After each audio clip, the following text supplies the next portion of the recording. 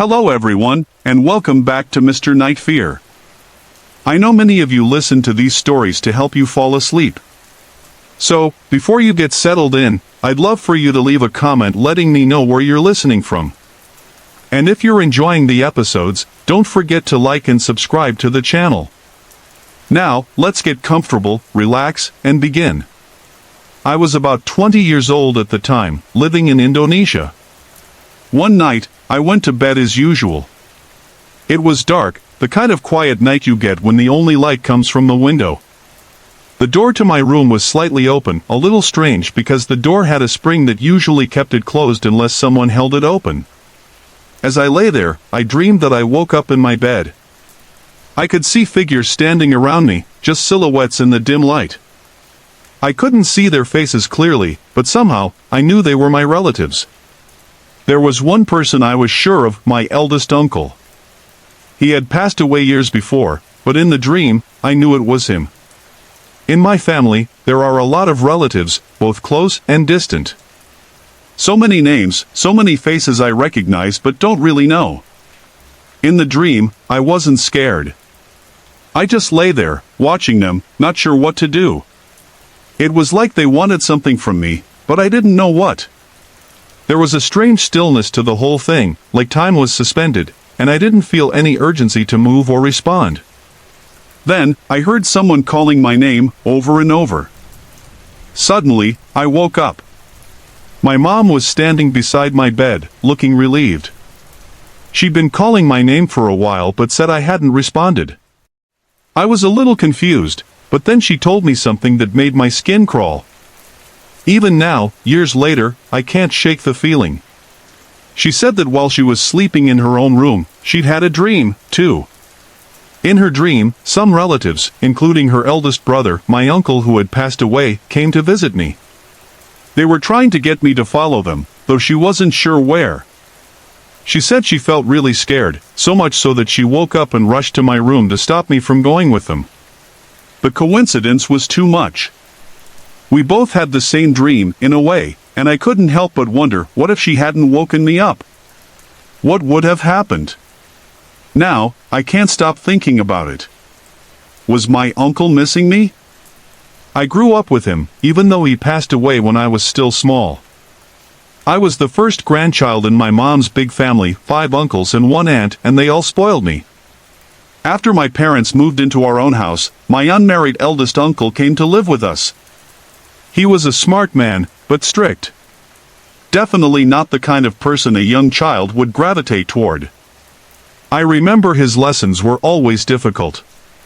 He'd try to teach me English, but I didn't really understand back then, and I certainly didn't enjoy it.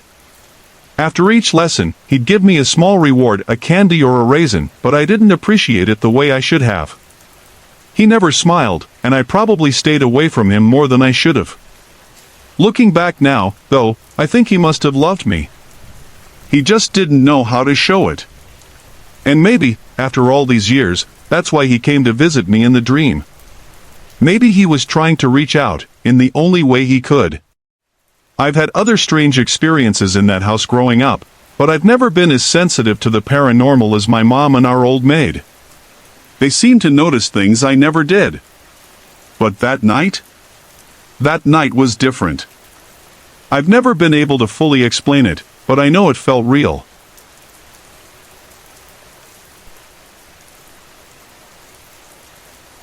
Some people have asked me how I can stay so calm when hearing those strange sounds at the apartment. The truth is, I'm not always calm.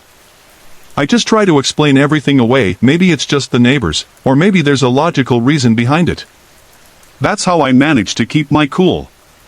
When my sisters get scared by the weird noises, I'm usually the one who has to hold it together. If I let my own fear take over, then we'd all just panic. At that time, my little sister wasn't with us anymore. She had moved in with our parents, and since she was still so young, we'd sometimes neglect her when my older sister and I were busy. Apparently, about 15 to 18 years ago, around 1990, the area was just farmland, no houses, no streetlights, and barely any vehicles passing by. It was a desolate, eerie place, not because of ghosts, but because of the criminals who used to lurk around.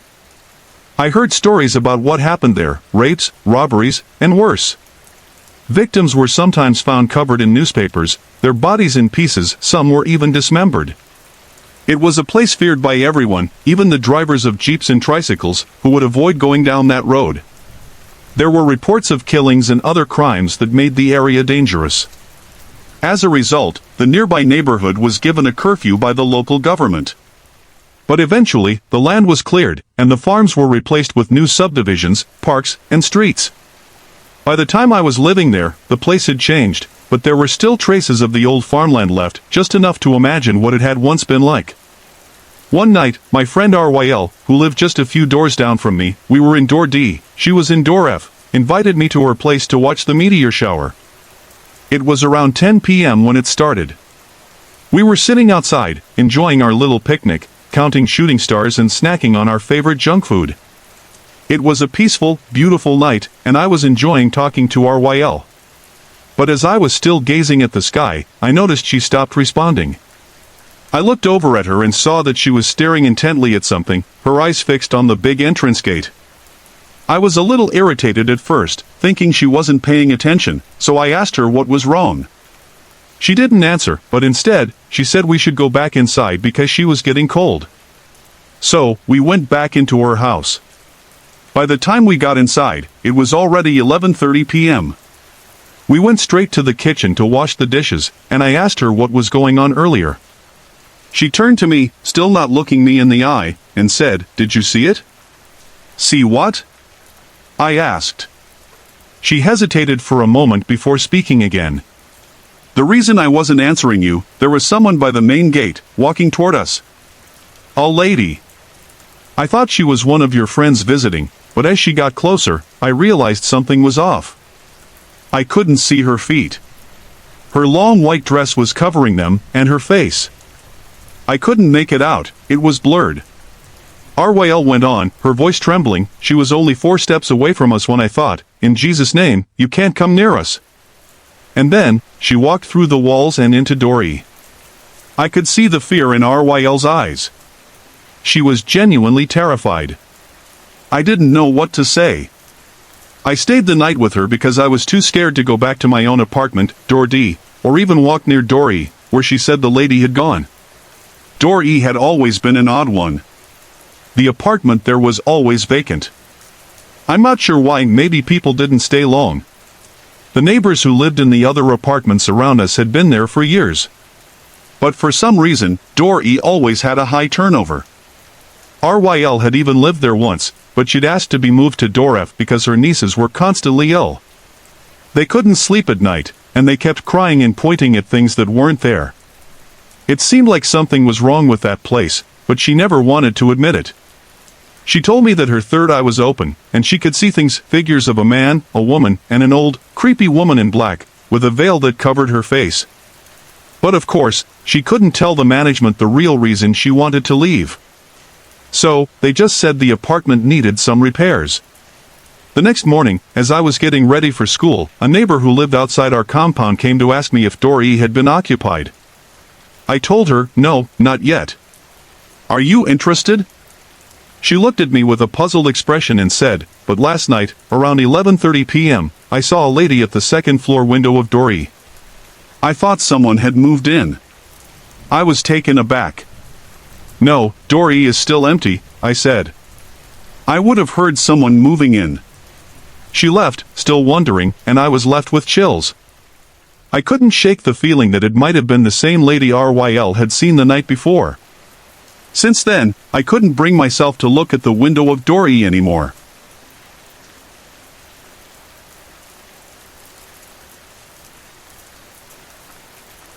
I work as a medical secretary at a hospital in my town. I've been there for about a year now, and during that time, I've had a few experiences that are hard to explain. At first, I wasn't sure about taking the job, especially after spending time in the hospital as a patient. I always felt something strange when I walked through the emergency room, like there was something around me, something I couldn't see, but could feel. It wasn't exactly fear, more like the feeling of being watched. Maybe it was just my imagination, but it always gave me chills, even when I was a kid. But when I was offered the position, I couldn't say no. The salary and benefits were great, and after thinking about it for a while, I accepted. The hospital seemed like a good place to start my career. My school had sent resumes to local facilities, and this was the one that offered me the best opportunity. The first few weeks on the job were pretty normal. I was in orientation, working the day shift from 8 a.m. to 5 p.m. on the 10th floor, which was the respiratory care unit. I made friends with the nurses and staff, and everything felt safe. I didn't sense anything unusual, or maybe I just didn't have the time to pay attention to it. But then, after about 4 weeks, I was switched to the second shift, 3 p.m. to 11 p.m. That's when things started to get strange. One evening, I got into the elevator to head out for my first break. It was just a regular, quiet night, nothing unusual, except that I was by myself in the elevator. I pressed the button for the first floor, the doors closed, and the elevator began its descent. As usual, I was lost in thought, ready to take my break outside for a cigarette. But then, I heard something. A soft, almost whispering voice from somewhere nearby. 6, please. It was so clear, yet, there was no one else in the elevator with me. My heart skipped a beat. I glanced around instinctively, but the elevator was still empty. The voice, it came from nowhere. Suddenly, the elevator dinged, and the doors opened. I found myself looking out at a floor I hadn't seen before. The 6th floor. It wasn't like the others. The walls were torn down halfway, tools and construction debris scattered across the floor. It was obvious this area was closed for renovations, yet there it was, the elevator had stopped, and I had somehow ended up on this strange floor. I froze for a second, trying to make sense of it. The elevator doors began to close, and before they shut completely, I heard the voice again, softer this time, almost like it was thanking me. Thank you. I pressed the first floor button a few more times, anxious to get out of there. When the elevator finally made its way down to the ground floor, I got off in a daze. I sat on one of the benches in the lobby, my mind racing. What had just happened? Did I really hear that? The hallway was quiet, as it always is at night, with only a few staff members walking by, not paying much attention. I sat there for a minute, trying to calm myself. I said a quick prayer, something that always helps me when I'm uneasy. Then, I went outside, but that strange, eerie feeling didn't leave me. It lingered, making the night seem even darker. When I came back in, I decided to stop at the security station in the ER and asked to be escorted back up to the 10th floor. The walk from the ER to the other side of the hospital was long and dimly lit, and I was glad to have some company, even if it was just the security guard. The elevators to the different areas of the hospital always seemed to be so far apart, and the one I used to get to work every day was at the very end of the hall. When I got back to the 10th floor, the charge nurse asked why I had security with me. I felt a little embarrassed to tell her my story, but it felt good to share it with someone. I explained what had happened, and she nodded like she'd heard it all before. She said, "Don't feel crazy. I've been here almost 20 years, and I've had my own share of strange things happen. Some people don't notice anything at all, but others, well, they swear they've seen and heard ghosts, spirits wandering through the halls, or standing by the patients' beds. It's not just stories, it happens to a lot of us." That night, I didn't feel quite as alone with my experience. Still, it was hard to shake the feeling that something was in that hospital, something that didn't quite belong.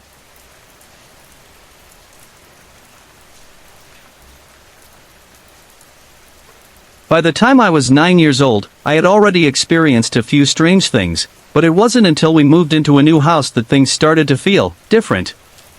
My mother, my sisters, and I had just settled into a new home after a few years of moving from place to place.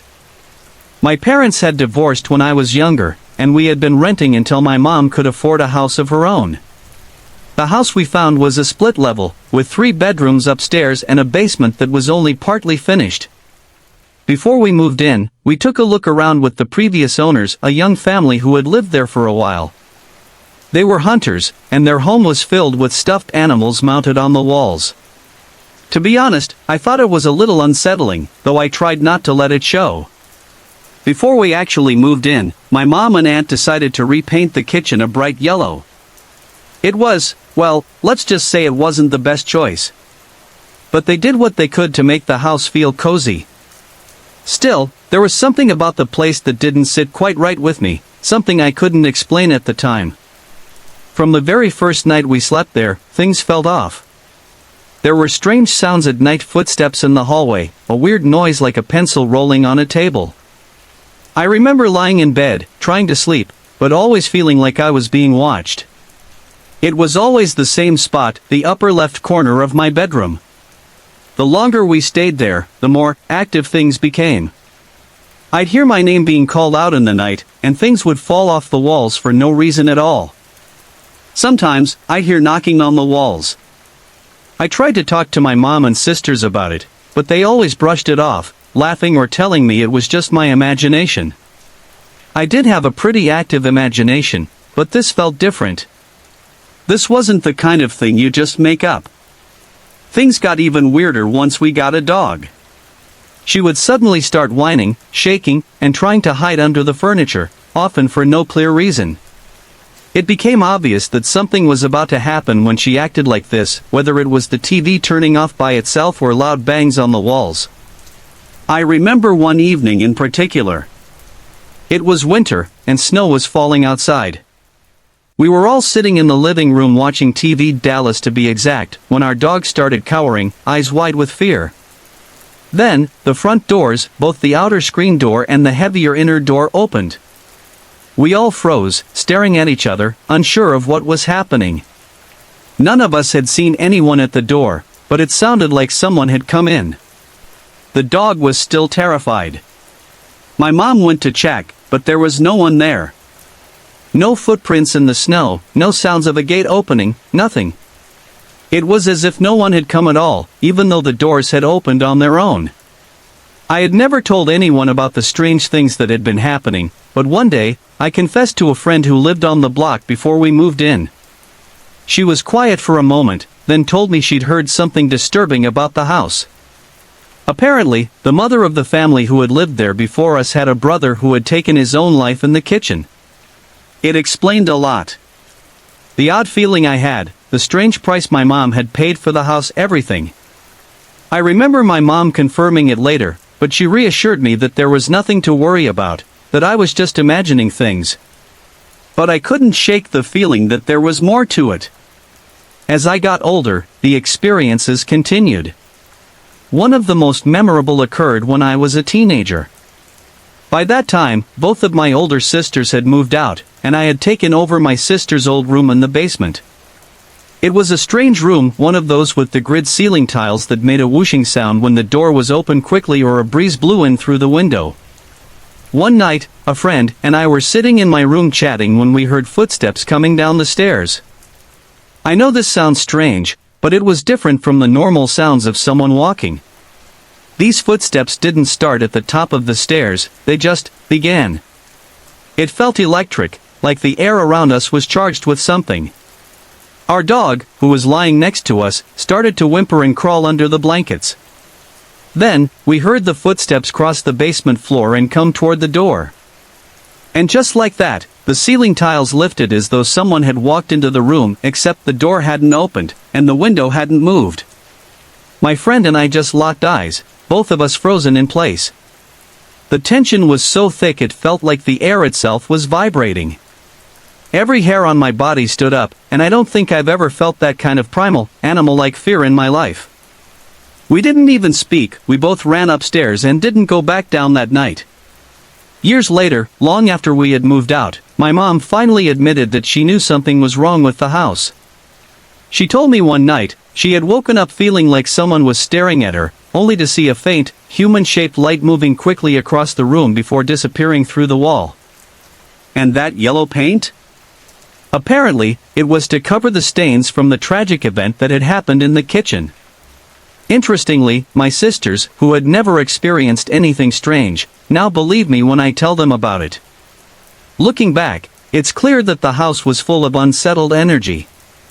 I still remember one night when I had another friend stay over, and in the middle of the night, we heard ping-pong balls rolling across the floor. No one was playing with them. After that, I don't think I ever had another sleepover there. Some of the kids at school even started avoiding me. Looking back, I truly believe a lot of what happened was linked to a kind of energy in the house, possibly a poltergeist, or maybe just unresolved feelings from the tragic past of the place. The female energy, the tension from my mom raising 3 daughters on her own, it all seemed to mix into something bigger than us. But some things, even now, I just can't explain. The longer we were there, the more hostile and negative the atmosphere became. It was like whatever was there, it didn't want us to stay.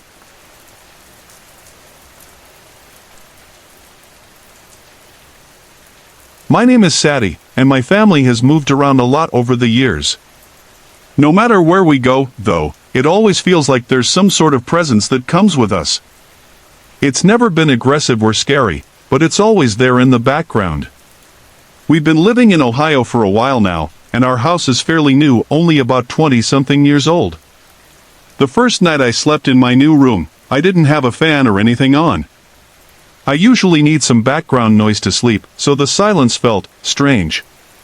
That night, I heard a deep breathing sound, almost like a man's. I tried to ignore it, so I turned on my TV to drown it out. The next morning, I woke up to whispering near my door. My bed is about 10 feet from it, but I could clearly hear someone whispering, like they were right there. I froze, terrified, listening to the voice. It sounded like it was chanting something over and over again. I was so scared, but after a while, I managed to move my hand from under the covers and turn on the radio. The noise stopped. I felt a little better and tried to fall back asleep. But as soon as I closed my eyes, I heard a whisper right in my ear. It sounded like someone had put their mouth up to my ear and whispered my name. I panicked and jumped out of bed, rushing out of the room. The whole time, it felt like something was watching me. The next few nights, I still heard the deep breathing, though it was always on the other side of my bed, not too close. It wasn't exactly threatening, but it made me uncomfortable.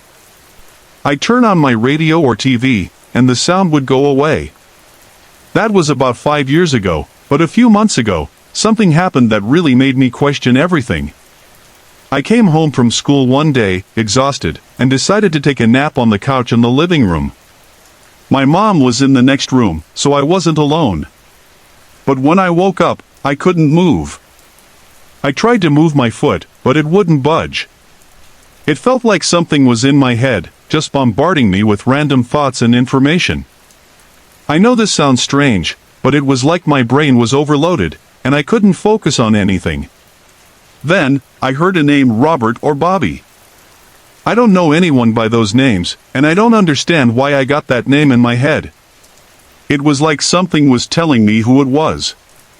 Right after that, it felt like I was released from whatever was holding me still. I could move again, but I had no idea what had just happened. I didn't tell my mom about it, I didn't want to worry her. I just went back to normal, but I couldn't shake the feeling that something had changed. There's another thing that happened that still freaks me out. There are 2 bedrooms upstairs, and my sister's room is across from mine. One night, she came home late from work and was talking to my mom downstairs. While they were talking, she saw my bedroom door open wide into my room. The thing is, I always keep my door shut, and there was no draft to push it open. For a while, I slept with my door open to see if anything would happen. 2 nights ago, I was home alone, and I heard my door shut quietly. It was as if someone had grabbed the handle and slowly closed it. I also hear my door handle jiggling sometimes when I'm watching TV or talking on the phone. It's not just my door that's been acting strange. In this house, I've heard whistling, my name being whispered, and even doors closing on their own. There have been times when I've felt like something is inches from my face, just watching me. I know I'm not imagining it because I hear different voices, sometimes a woman, sometimes a deep-voiced man. It's never felt like the presence is trying to hurt me, but it definitely wants my attention. It's strange, though, knowing that whatever it is can see me, but I can't see it. It's like being watched by something I can't understand, and that's what scares me the most.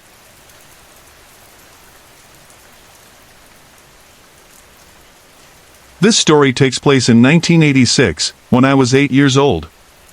It was June, and my grandfather had passed away a week or 2 before Father's Day.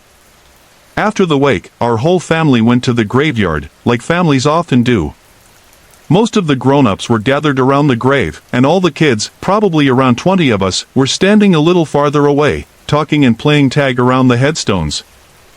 I know, not the most respectful, but there were a lot of little kids, and we were all getting pretty impatient. Then, suddenly, everything went quiet.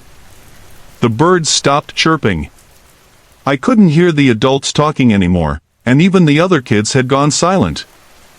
I looked around, trying to figure out what had happened, when I saw something moving at the edge of the graveyard, right along the tree line.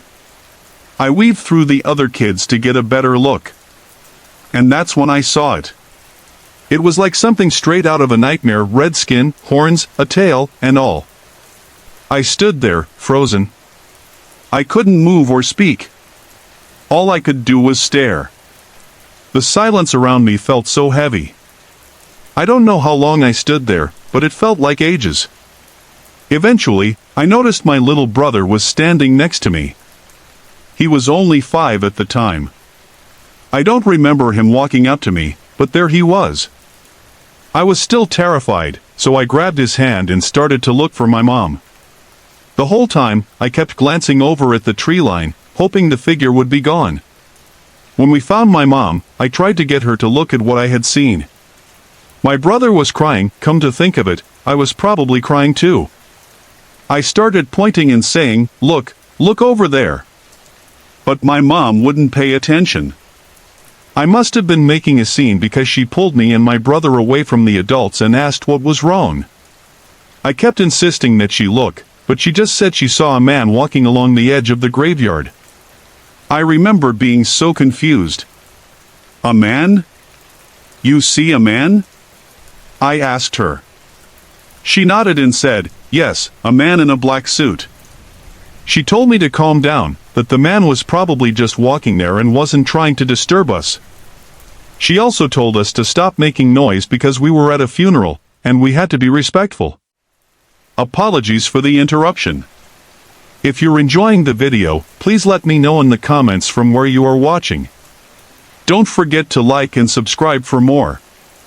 I stood by her side the rest of the time, holding on to my little brother, who was still upset but wouldn't talk about it. No one else saw what I saw. Not the other kids, not any of the adults, just me and, maybe, my little brother. But when I asked him about it later, he'd always say he didn't see anything. He'd get upset with me for scaring him and would tell me to stop talking about it. Eventually, I stopped asking him. But I'll never forget what I saw. I can still picture it clearly, even today, if I let myself think about it. As I've grown older, I've tried to make sense of what happened, but I always come to the same conclusion: I saw the devil that day in the graveyard. My brother, though, never talked about it, not even years later. He's had a rough life, full of trouble. Detention, prison, drugs, all kinds of things. Sometimes, I wonder if that day had something to do with it.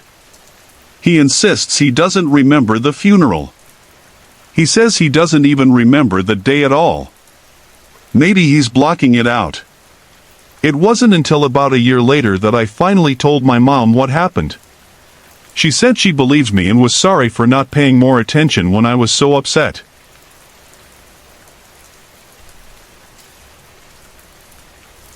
When I was younger, I used to stay with my Aunt Debbie and Uncle Joe every couple of weeks.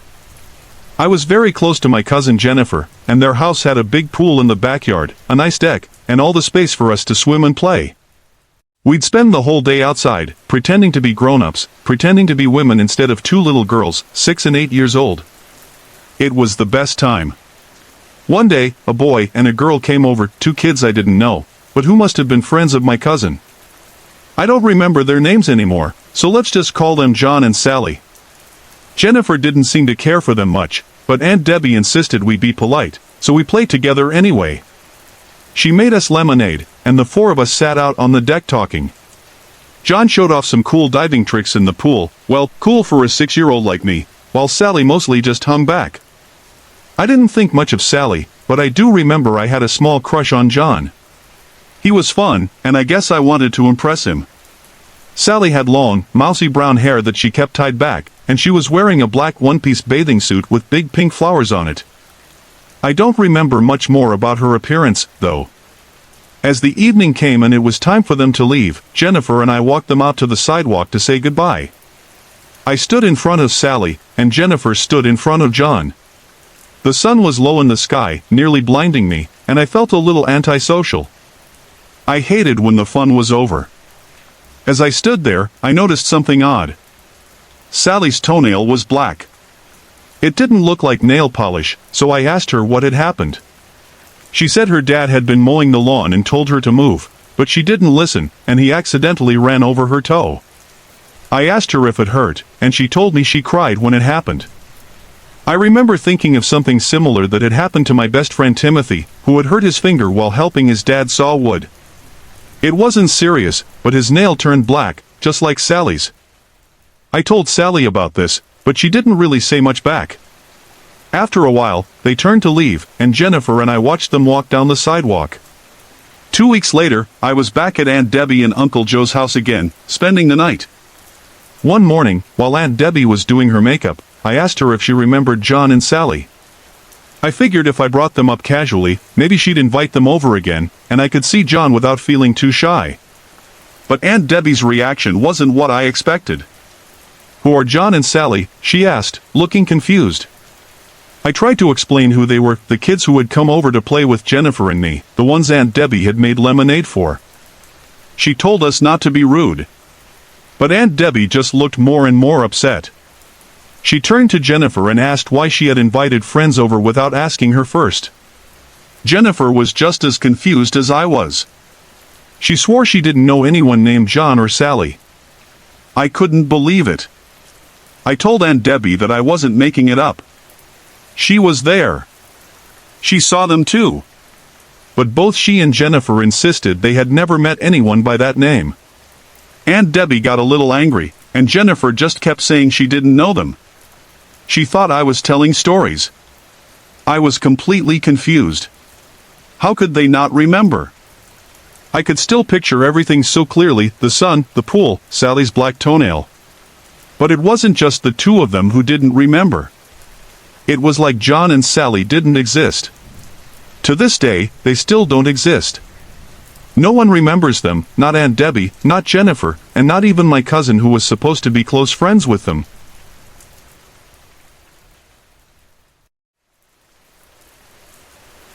I was sitting at my desk one afternoon, working in the office building.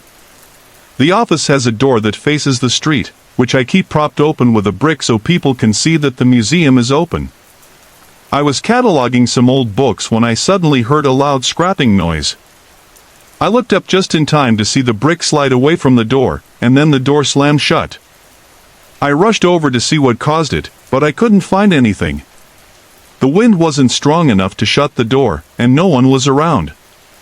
What was strange was that the brick didn't just get pushed by the door, it looked as if it had been pulled away from the door, allowing it to slam.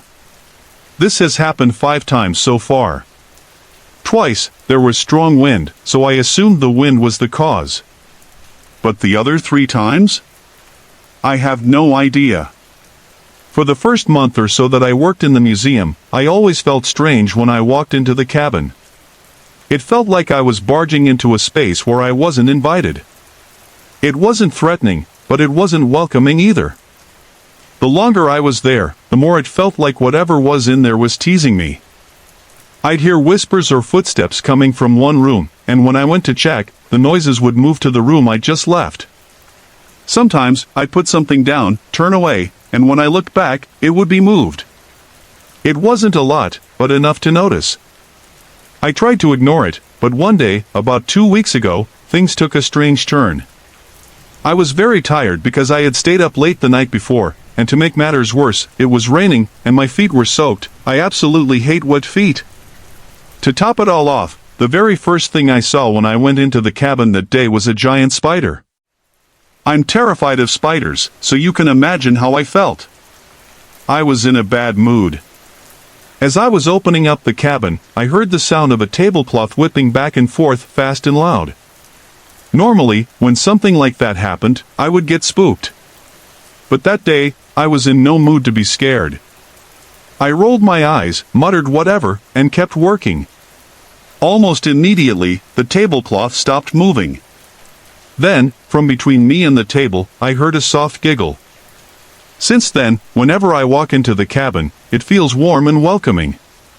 I don't feel like I'm unwelcome anymore. Things still happen, but it no longer feels like teasing or mischief. The most recent strange event happened just last weekend.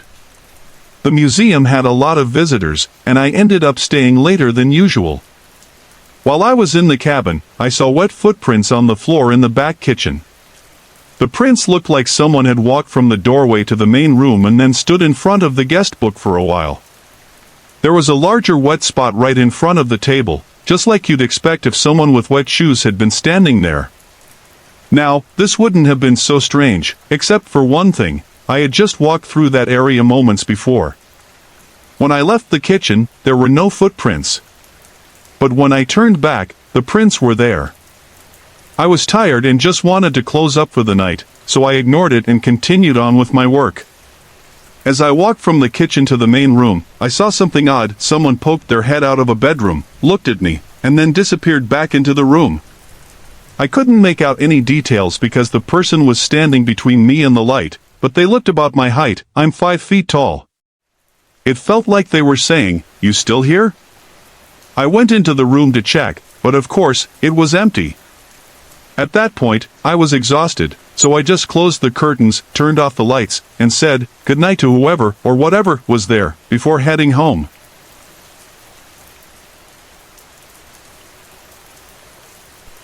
Some strange things that happened when I was a teenager.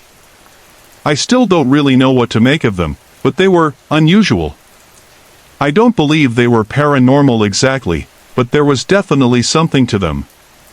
Growing up, I was angry, really angry. For reasons I never fully understood, I was cold and mean, especially when I didn't get my way. I think a lot of teens go through phases like that, but I remember it feeling different. If something didn't go how I wanted, I figured everyone around me had to feel it too. It wasn't a great way to be, and it's no surprise that people didn't always like me. Most of my arguments were with guys. They thought I would let them push me around, but I never did. Around the age of 17, though, something strange started happening. It wasn't every day, but it happened enough to catch my attention. I'd say things, random things, and they'd come true. I know it sounds odd, but it felt like some kind of weird coincidence. My friends noticed it too, and they started encouraging me to test it out. They dared me, pick someone, pick a time, pick something that will happen, and let's see if it comes true. So, I did. I picked a girl we didn't really like, a girl who dabbled in spells and things like that. I think I predicted she would get a speeding ticket or something like that. Nothing harmful, just a small inconvenience. And it happened. I'll admit, it felt kind of powerful. Like I had this gift that no one else had. I even started noticing my reflexes getting sharper. People would toss things at me, not expecting me to catch them, but I did. It wasn't terrifying, it was just strange. My best friend would tell people about it, and somehow, the stories grew, but the truth was, it felt very real to me at the time. But, as with a lot of things, there was a darker side to it.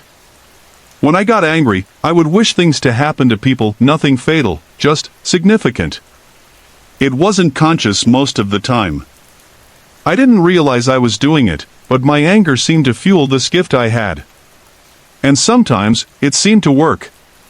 Was it just coincidence? I don't know.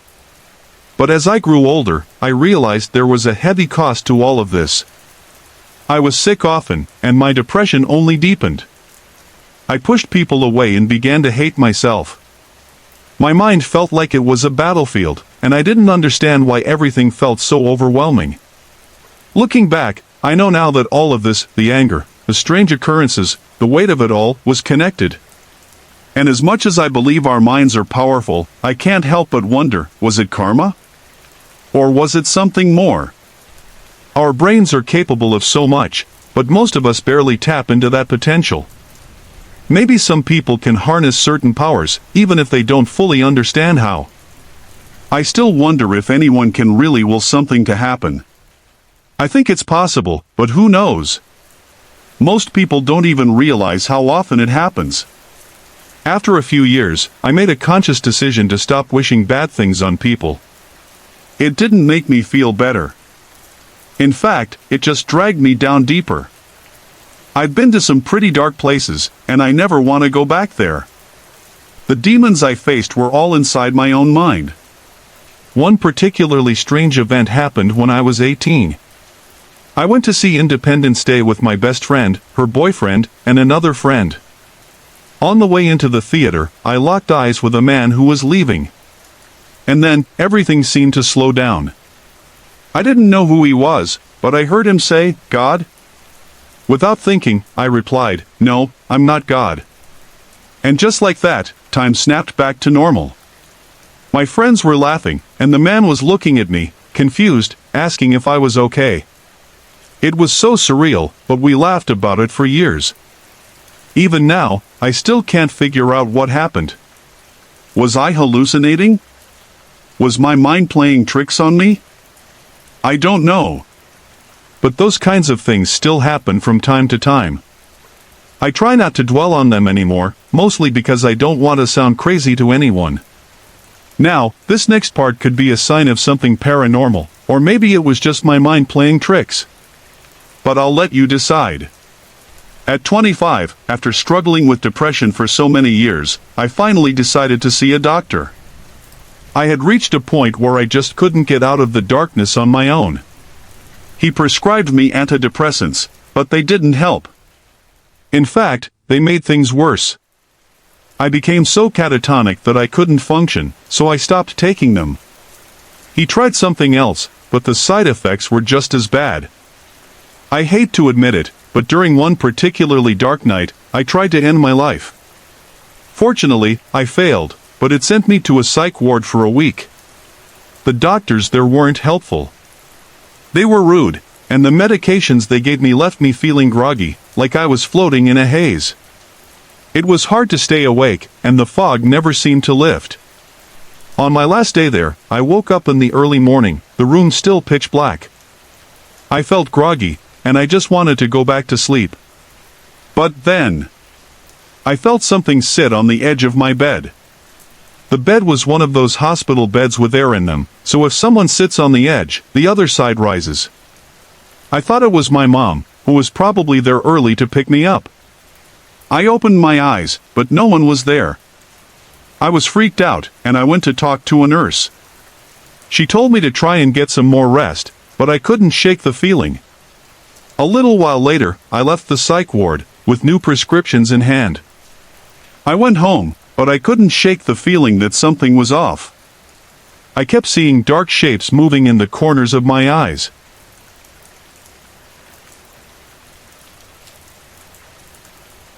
During college, I ended up living at my grandparents' house for a while.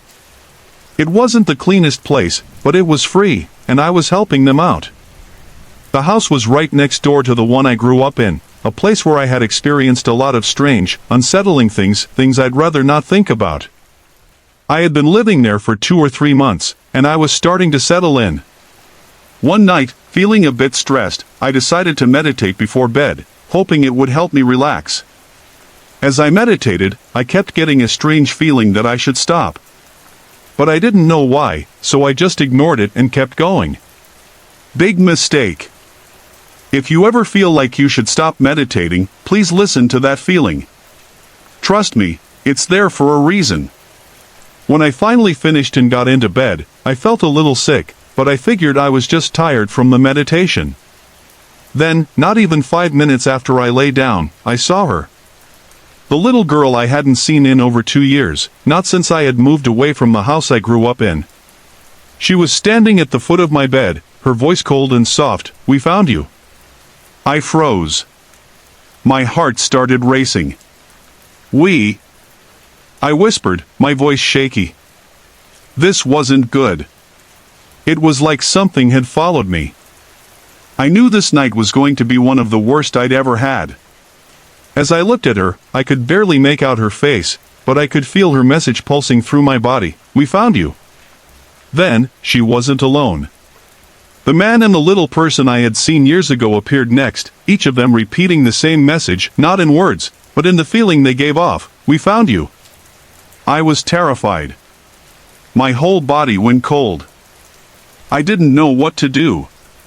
I thought about waking my grandparents, but I knew I couldn't explain it to them. My grandmother was schizophrenic, and I couldn't even imagine how I'd explain what was happening to my grandfather. At this point, my room felt so full. It wasn't just me lying there in bed, it felt like the space was crowded with spirits, all trying to reach me. The air was thick with pressure, but I could feel it only on my side of the bed. It was as if something was sitting on top of me, closing in. I didn't know how to make it stop. I couldn't breathe. I ended up calling my best friend, hoping he would understand. He had some strange experiences with ghosts when he was younger, so I knew he'd believe me. I told him to come over right away. When he arrived, I worked up the courage to turn on the light and unlock the front door. The pressure was still there, but at least now I wasn't alone. My friend came in and sat on the bed with me, suggesting I try to go back to sleep. When he turned off the light, the spirits were still there. But now, they didn't speak. It was like they were just watching me, waiting. He could feel the pressure too, as if the whole room was filled with something. We tried to ignore it, hoping we could sleep. But then we heard tapping. It started faintly, then louder, coming from the window, and then from the bedpost. My friend asked me if I was tapping my nails on the bed. But I wasn't. The tapping continued, growing more intense. We didn't say anything after that. Then came the noises. My friend said it sounded like a small plane flying close by. To me, it sounded more like a subway train rumbling beneath us. The noises came and went throughout the night, like something was moving just outside, but we couldn't see what it was. We tried to sleep, but it felt impossible. The room felt so full and heavy. The strange sounds and the tapping kept us up until we were both completely exhausted. Finally, we managed to drift off, but it was late, and it felt like the night lasted forever. When morning came, everything was gone. The pressure, the tapping, the strange sounds, they all vanished. It was like nothing had ever happened. I left my grandparents' house soon after that night, and I've never spent the night there again. It was by far the worst, most intense night I've ever experienced with the paranormal.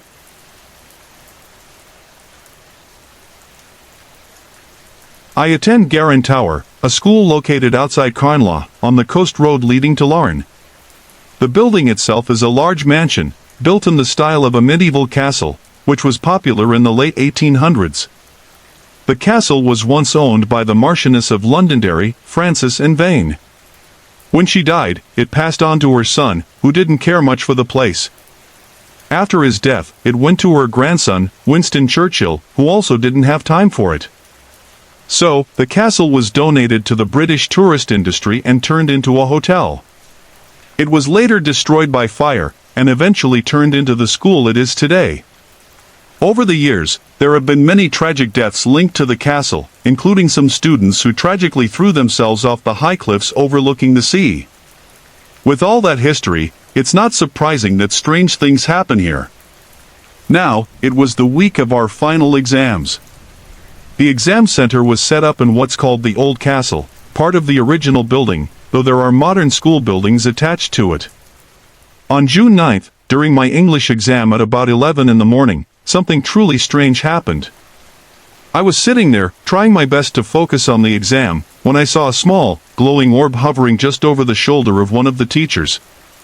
It was moving randomly, floating around the room. At first, I thought maybe it was just me imagining things, but it wasn't. It was definitely real. The odd part was that nobody else seemed to notice it, just me. It floated close to me 3 times, just a few feet away. I didn't reach out to touch it, though I didn't want to risk looking like a fool and getting disqualified from the exam. I tried to think of what it could be. I ruled out the possibility of it being a reflection from a watch or something else, because the light was too round, and it wasn't reflecting off the walls. After the exam, when we left the room, the orb was gone. Then, a few days later, on June 14th, something even stranger happened. I was sitting with two friends in the old garden of the castle at lunchtime when we saw a woman walking through the courtyard. She had a strange spring in her step, almost like she was floating. She was wearing an old-fashioned white gown and a bonnet, like something from the past. The oddest part was that she walked straight through a group of boys, who didn't seem to see her but looked over their shoulders at something. They couldn't see her, but they could definitely feel something. She walked right by us and vanished. I looked up information on the white woman ghost at Darren Tower, but couldn't find anything. I was sure I saw her, though. I can't shake the feeling that it was her. And then there's the ghost that's a little more well-known around here, the Black Butler. This figure is linked to the history of the Darren Tower Hotel, which used to be a place for wealthy guests in the early 1900s. The Black Butler was a servant who stayed behind when the fire broke out. He was trapped in the tower and had to jump out of the window to escape the flames. Unfortunately, he didn't survive the fall, and though some people say that's how he died, nobody's sure. His story is a bit mysterious. Anyway, during a geography exam, I was sent to take it in the drawing room. It's a beautiful room, full of old history, and it's also known as the spot where the Black Butler is often seen. I was concentrating hard, trying to finish the exam, when I saw something move in the corner of the room. At first, I thought it was just my eyes playing tricks, but no, it was a man sitting in a chair. He was wearing a very old tuxedo, and his figure was blurry, almost like a shadow. He was sitting cross-legged, but his outline was distorted. He stayed there for about 5 minutes, while I stared at him, too shocked to say anything. Then, just as suddenly as he appeared, he faded away. As soon as he vanished, a chill spread through the room. It was a really hot summer day, but suddenly it felt freezing cold in that corner. I wasn't the only one who noticed. Some of the other students and teachers looked around, confused, as if they'd felt the sudden drop in temperature too. That's when the figure disappeared. I'm pretty sure it was the Black Butler. I don't know how I knew, but the style of his clothing matched the stories I'd heard about him. It's rare that we're allowed into the old castle and its gardens because of the risk of vandalism. So, seeing these things was a rare treat, even though they were a bit unsettling. But knowing what I know about the history of Darren Tower, I can't help but wonder, what else is lurking in the shadows of that old building?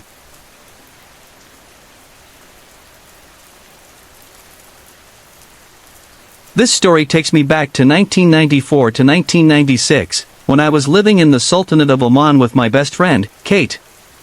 We were both around 33 or 34 years old at the time, and we had just started new jobs there. The country is beautiful, clean, well-organized, and full of friendly locals. There are stunning places overlooking the city, especially in Muscat, where the mountains are made of rugged rock. The Sultan, the ruler of Oman, is loved by everyone, including expatriates like us. Kate and I were very close friends, and we had been since college. We shared a furnished studio flat next to our office, and we enjoyed living in Oman. Both of us are Catholics, and we both believe in ghosts and other supernatural phenomena. Over the years, we had exchanged many stories of strange experiences, some of them hard to explain. One evening, we decided to try something we had heard about from back home in the Philippines. It's called candle X-ray, or tawas, a kind of ritual done by a white witch doctor to check if someone has been cursed or if they are being haunted by spirits. The idea is that the melted candle wax will reveal images in water if something supernatural is involved. We didn't know the specific prayers for the ritual, but we decided to give it a try, mostly out of curiosity. Kate asked me to perform it since I was the braver one.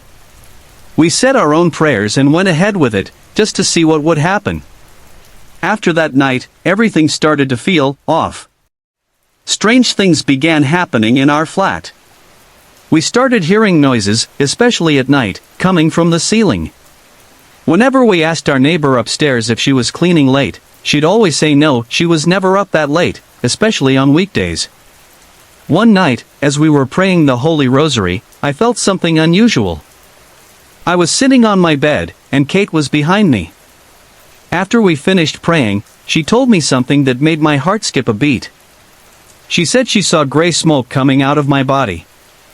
I got scared. What if that was a sign of something wrong with my health? My mind raced with what-if thoughts. I was shaken, but we both tried to brush it off.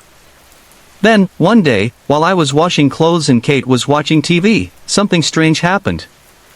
I went to stand beside her to see what she was watching, and suddenly, I was pushed violently from behind. There was nobody there, just Kate and me in the flat. I almost fell on her. We were both confused, but it felt like something, or someone, had pushed me. There were also moments when I'd see Kate pass by me, smiling and waving, as I brushed my teeth. But when I'd go into the bedroom, she would be sound asleep, snoring heavily, wearing completely different clothes. One afternoon, around 5:30 p.m. on a Friday, Kate and I were heading out to the store. She was in front of me going down the stairs, and I was locking the door behind us. As I turned to leave, I saw a woman coming down from the upstairs. Her skirt was pleated and a yellow-green color, and her shoes were white with ribbons around the ankles. She looked like someone from the 50s. I realized no one dressed like that in our building. All the other women in the flat were Filipinas, and nobody wore clothes like that. I told Kate, "We've got company." She quickly said, "Hurry up and run." That moment still gives me chills. One night, Kate and I had just come from a grocery store, walking home with our bags. As we passed a roundabout near our flat, I noticed a strong perfume in the air. It was the scent of tea rose. I didn't like it, because to me, it smelled like funeral flowers. As we got closer to the building, I still smelled it, and I asked Kate, "Do you smell that too?" She said she did, and we both started walking faster. When we reached our door and opened it, the cassette radio, which we had turned off before leaving, was playing one of Michael Jackson's songs, "Somebody's Watching You." But that wasn't all. The old alarm clock that hadn't worked for days suddenly started ringing non-stop. Kate grabbed it, took out the batteries, and threw it out the window, but we could still hear it ringing outside. We were both freaked out. There was another time, when we were at Kate's house, and my sister and her friends were visiting. As we sat talking, I noticed something strange. Between my sister and her friend, where there was an empty space, I saw someone sitting. It looked like a lady, but I couldn't see her face because she was just a solid black shape. I moved around to see if it was my shadow, but no, it stayed perfectly still. I pointed it out to my sister, who got so scared, she ended the visit early. She said she'd stay with us that night instead. After that, I knew something wasn't right. Apologies for the interruption. If you're enjoying the video, please let me know in the comments from where you are watching. Don't forget to like and subscribe for more. Even after our flat was blessed by a priest, the strange events didn't stop. We continued to experience things, and I eventually had a nervous breakdown. One of our friends took me to see a priest for a blessing, and we even had the flat blessed too. But the paranormal activities didn't stop. It wasn't until I left Oman in September 1996 that the strange happenings finally ceased. The last straw was the peeling wall in the middle of the hall. It started to peel in such a way that it formed the face of a devil. That was when I knew something was truly wrong. This story happened about 16 years ago, when my brother and I were living at the foot of Hoodoo Mountain in northern Idaho. We were avid hunters, so during hunting season, after school, we'd grab our rifles and head up the mountain to see what we could find. It was a routine for us, and we were used to being out in the woods until well after dark. Our parents never worried, as they knew we'd be back by dinner time. But on this particular day, something felt different. My brother and I couldn't quite put our fingers on it, but there was a strange, unsettling feeling in the air. It wasn't anything we could really explain, but we just knew something was off. Still, we pushed on, like we always did. As we made our way up the mountain, time passed quickly. Before we knew it, night had fallen. We had been out there longer than we realized, and we knew it was time to head home. So we turned around, thinking we were retracing our steps, heading back in the direction of our house. Now, let me tell you a little about Hoodoo Mountain. It's known for being a strange place. There have been reports of people going up there and never coming back, strange disappearances, and unexplained deaths. There was an old cabin on the mountain nearly 100 years ago, but it burned down with a woman and child inside. I've seen their spirits, yes, that's another story, but what makes the mountain even more unsettling is the fact that the Native Americans who lived in the area called it hoodoo, which roughly translates to evil spirit. They were known to avoid the place when passing through. So, here we were, my brother and I, thinking we were headed home. We knew the way, we had done this 1,000 times before. We just had to follow the moon, which was rising right above our house. So we started walking downhill. At least, we thought we were heading downhill. But after a while, something didn't feel right. We hadn't come across the road that runs up the mountain, something that should have been impossible to miss. We brushed it off at first, thinking we were just being paranoid. But after about 30 to 45 minutes of walking, still no road. By now, we were starting to feel uneasy. We should have seen the road by now. The terrain looked right, but something felt off. Then, out of nowhere, I heard a wolf howl. It was my wolf. He was tied up at home, right in front of the house. But this howl didn't come from where he should have been. It was coming from behind us and farther away than it should have been. My brother and I exchanged confused looks. We knew the wolf was securely tied up at the house, so we couldn't understand why he was howling from behind us. I called out his name, and to my surprise, he howled back. It was strange, almost like he was calling to us, guiding us home. We decided to follow the sound of his howls, but as we walked, everything started to feel more and more wrong. We knew this land like the back of our hands, yet now, the mountain felt different. The landscape, the way the moon hung in the sky, it was all wrong. We were headed downhill, or so we thought. But the world around us seemed to have shifted. After some time, we finally made our way back to our house, following the wolf's calls. We were shaken, but we couldn't quite explain what had just happened. The next day, we decided to go back up the mountain to see if we could figure out what went wrong. When we got to the spot where we had turned around, we discovered something unsettling. That was exactly where the old cabin had stood, right in the same place we had unknowingly turned around. Looking back, I can't help but believe that if the wolf hadn't called to us when he did, we might have become part of the mountain's strange history, just another unexplained disappearance. To this day, I can't shake the feeling that something or someone was guiding us out of there. Maybe the spirits of Hoodoo Mountain didn't want us to stay.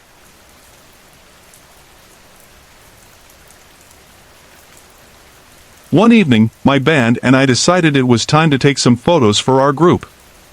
We headed up to my driveway, where there's this big streetlight hanging over the top of it. It's a quiet spot, especially at night, with the road stretching out before us. I set up the camera on the tripod, and we were about to take our photos near a fence. The fence surrounds our junkyard, which is down a small cliff about 10 feet or so.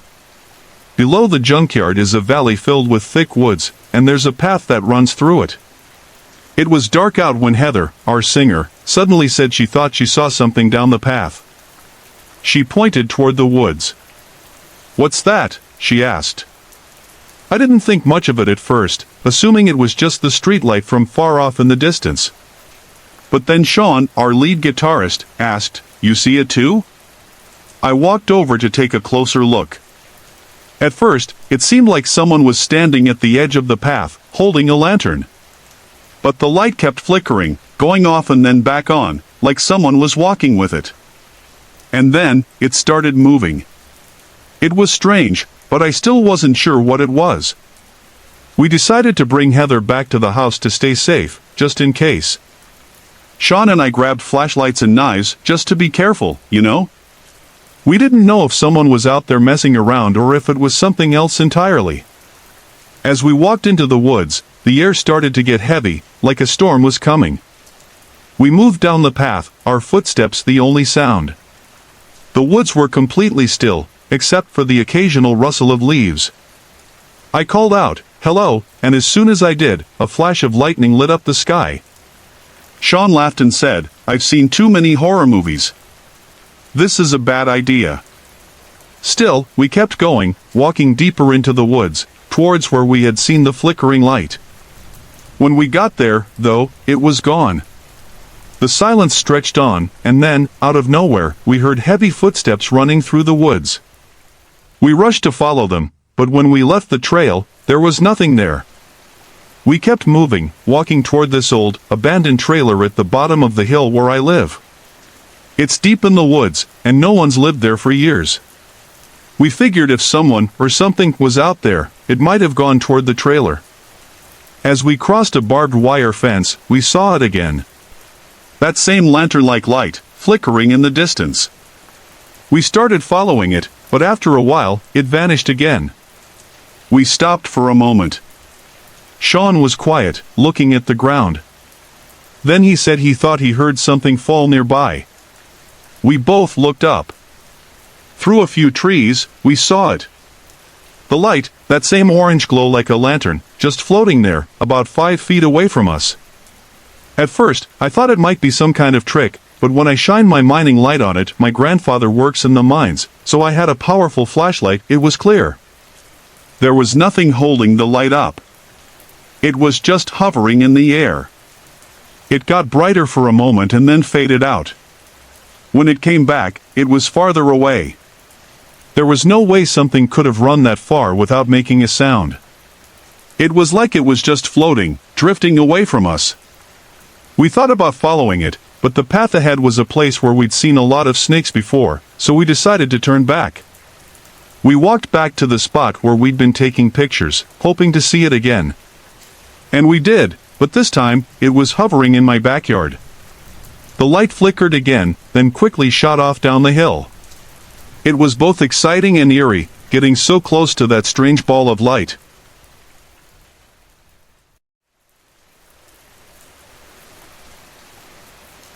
When I was about 5 or 6 years old, something strange happened in the back room of our old house. We used that room for storage, and my dad even had a small gym set up there.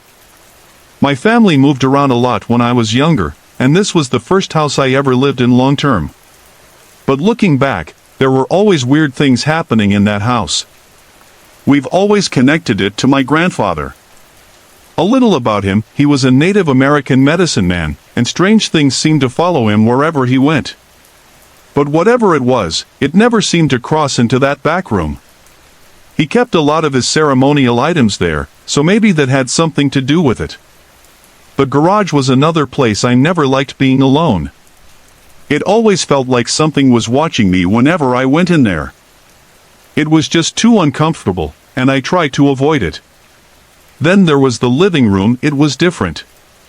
I didn't feel like something bad was in there, just like there was something, but it didn't feel dangerous. But the back room? That was the worst. At night, I hated walking past the sliding glass door, especially when no one was around.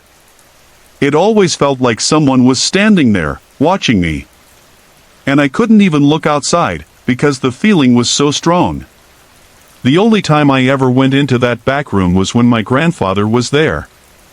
Whatever it was in that room, it didn't seem to want to mess with him. One day, I was playing with my toys near my dad's gym, just minding my own business. I hadn't noticed my grandfather go into his room, but soon I started getting that familiar, uncomfortable feeling. I glanced over at the dining room and noticed everyone else was there, so I tried to shake it off and keep playing. But then I heard some boxes and papers moving from the back room. I looked over, expecting to see my grandfather, but there was no one there. This happened a few times, and by the 4th or 5th time, I was starting to get freaked out. Then, I saw it. A big, black shape in the back room. I don't remember much after that, except I screamed. The shape started moving toward me, but before it even got halfway across the room, my dad rushed in. The moment he opened the door, the black shape just disappeared. After that, I never went back into that room. Not alone, not at night. We had a dog named Bear, and he was always growling at the back room. Whenever he had to pass through it, he'd run straight to the backyard, almost like he was afraid of it too. And from then on, I would run past that room any time I had to go near it. I wouldn't even walk by it at night or if no one else was home. But that wasn't the only strange thing that happened in that house. Before we even moved in, my mom had seen a baby stroller in the house. She asked the owner about it, but when they went to look, the stroller was gone. A few years later, after my grandmother passed away, my dad heard cabinets opening and closing late at night. He thought it was one of my older sisters, but when he checked on them, they were all sound asleep. When he went into the kitchen, the cabinets were open, but no one was there.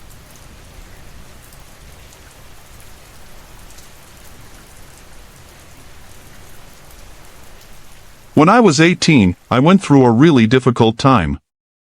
I was depressed, feeling incredibly lonely, and struggling with self-harm. This all happened right after a long-term relationship with my friend, Fran, ended, and I was also having problems with my parents. Fran and I had always been very psychically connected, and even after we broke up, it was hard to cut those psychic ties. Whenever I was in pain, whether I was crying or cutting myself, Fran could hear me, no joke. It took 18 months for that connection to finally stop, but during that time, I felt trapped by it. I was still in school at the time, but my mind was so distracted by all these psychic struggles that I couldn't focus on my work. My parents could see I was falling behind, so they hired a tutor to help me with my exams over the Easter holidays. That's when I met Mr. Jones. Mr. Jones was an older, overweight man in his 50s. He lived with his mother in a village nearby, and although he had retired due to ill health, he'd spent most of his life as a teacher. He told me he had never been married or had a girlfriend because his weight had always kept him from forming relationships. He had a lot of time on his hands and spent most of it with his mother, leading a very isolated life. At first, Mr. Jones seemed kind. He didn't care much about my grades, he just wanted to help me feel better. I was so lonely, I started to warm to him, seeing him as someone who understood what it felt like to be isolated. He made me believe he wanted to help, but looking back, I realize now that he took advantage of my vulnerability. During our sessions, he would lead me through relaxation exercises, where I would lie on the floor and picture calm, peaceful scenes, countryside, birds chirping, wind blowing. But then, one day, he asked me to visualize a person he described in such vivid detail that I could actually see him in my mind. It was a small, cheerful dwarf, kind of like a hobbit from The Hobbit. Mr. Jones told me this dwarf would be my counselor and that I could talk to him about anything, even my darkest secrets. At the time, I thought this was some sort of special meditation technique.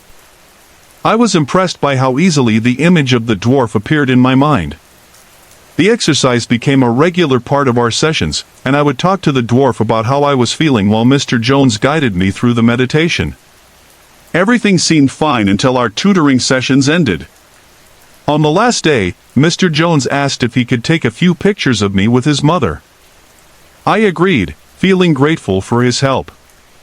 I thought keeping in touch meant just sending a thank you letter and maybe sharing my exam results.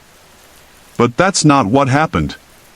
After I went back to school, Mr. Jones began emailing me relentlessly, sometimes 5 times a day, often at 2, 3, or 4 in the morning. He called my house and my mobile, even speaking to my parents and telling them that I wasn't being a good enough friend to him. When I picked up, he would often tell me pointless stories about his day, reprimanding me for not responding to his messages. He began telling me about how depressed he was, saying he thought about killing himself and that only I could help him. I didn't know how to respond, and I felt guilty for not helping him. He even sent me compilation CDs, each with a paragraph explaining how each song was about our relationship. One of the songs was Suspicious Minds by Elvis Presley, which he said described how we couldn't keep denying our feelings for each other. One night, while I was undressing to take a bath, I suddenly felt cold. I noticed a shadow in the room, the same dwarf figure I had visualized with Mr. Jones. But this time, the energy felt different. It wasn't friendly, it felt like it was there on a mission. I could sense its presence, moving closer, almost like it was sneaking around. I quickly covered up and left the room. When I checked my email afterward, the feeling of the dwarf's presence came over me again. It was like it was following me, lurking behind me wherever I went. It was the same feeling I had whenever Mr. Jones contacted me. During the day, I felt fine, but at night, when I knew he had no other students, it felt like he was watching me through this thing, the dwarf, or whatever it was. It felt like he had a way of controlling it, using it to keep tabs on me. At this point, I realized something was wrong, but I didn't know who to talk to. I was young and naive, too embarrassed to tell anyone about what was happening. But the psychic connection, or whatever Mr. Jones had done, didn't stop until I told my parents and the authorities about his behavior. He was cautioned, and I asked him to remove all the photos of me from his house. Once he did, the dwarf presence seemed to fade away.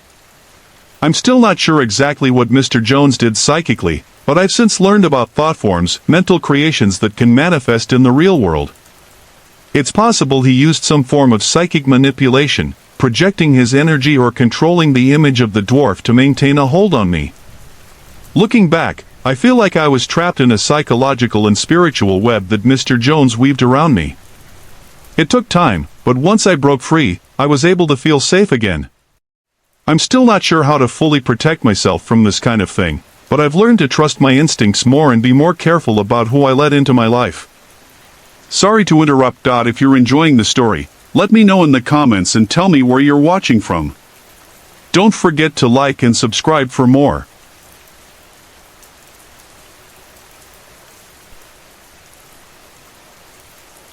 I used to live in a small compound in a townhouse-style apartment. There were only 8 units, so everyone knew each other. We shared a parking area, a big water tank, and a large fence that surrounded the whole place. It was like a little community, and we often celebrated holidays together, eating and playing music in the parking area. It felt like home. But sometimes, strange things would happen. One night, around 11 p.m., I was playing PlayStation when I suddenly heard my sister shout my name. I stopped what I was doing and ran upstairs to check on her. When I opened her bedroom door, I found her sitting on her bed, looking worried. She pointed to her cabinet and silently asked me to listen. Confused, I opened the cabinet, but there was nothing inside except her clothes. She then asked, "Did you hear that?" I told her no, I didn't hear anything. But she explained that when she was about to sleep, she heard a soft, long psst sound, like someone was calling her.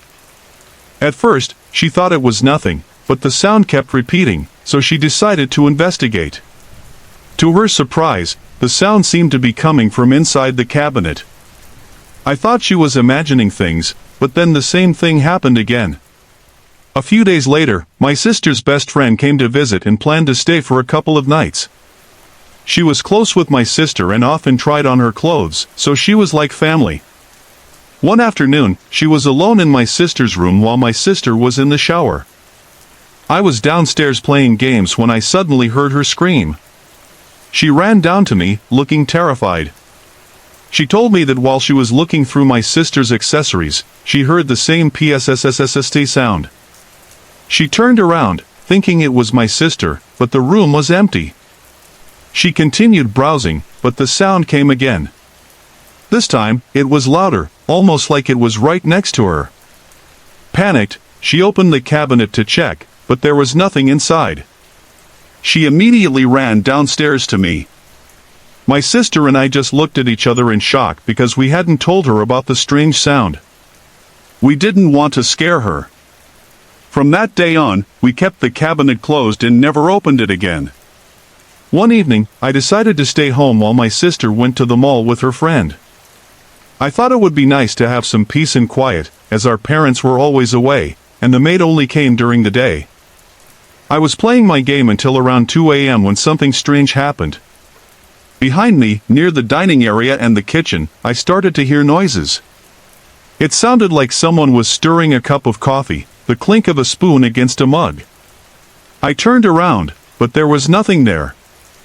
I thought it was weird but didn't think much of it and kept playing. Then, I heard the door to the toilet creak, like someone was about to use it. Again, I turned around, nothing. I shrugged it off and continued playing. But then I heard a loud banging on the wall. It sounded like someone was trying to communicate with me through the wall, knocking in a rhythm. I checked the time, it was 2 a.m. I knew my neighbors, who had young kids, would be asleep by now. The noise continued for a while, and I was starting to get creeped out. I decided to go to bed and ask the neighbors about it in the morning. When I did, they told me they heard the same noises too. They thought it was me putting up a frame or poster on the wall, but we hadn't done anything like that recently. A few nights later, I was alone again, playing my game when I heard it, the soft, teasing psssss sound coming from outside the window. I couldn't tell if it was a man or a woman's voice, but it sounded like someone was trying to get my attention. I got up and went outside to check, but there was no one around. No footsteps, no sounds of anyone hiding, just the empty parking lot. I went back inside, feeling a little nervous, but I wanted to be sure I wasn't imagining things. I sat back down and listened carefully. The sound came again, 3 times, each time closer to the window. It felt like whoever was making the sound was right outside. I waited for a while, expecting someone to show up, but after 20 minutes, I decided to turn up the music on my game to drown out the sound. It was strange, and I couldn't explain it. I just wanted it to stop.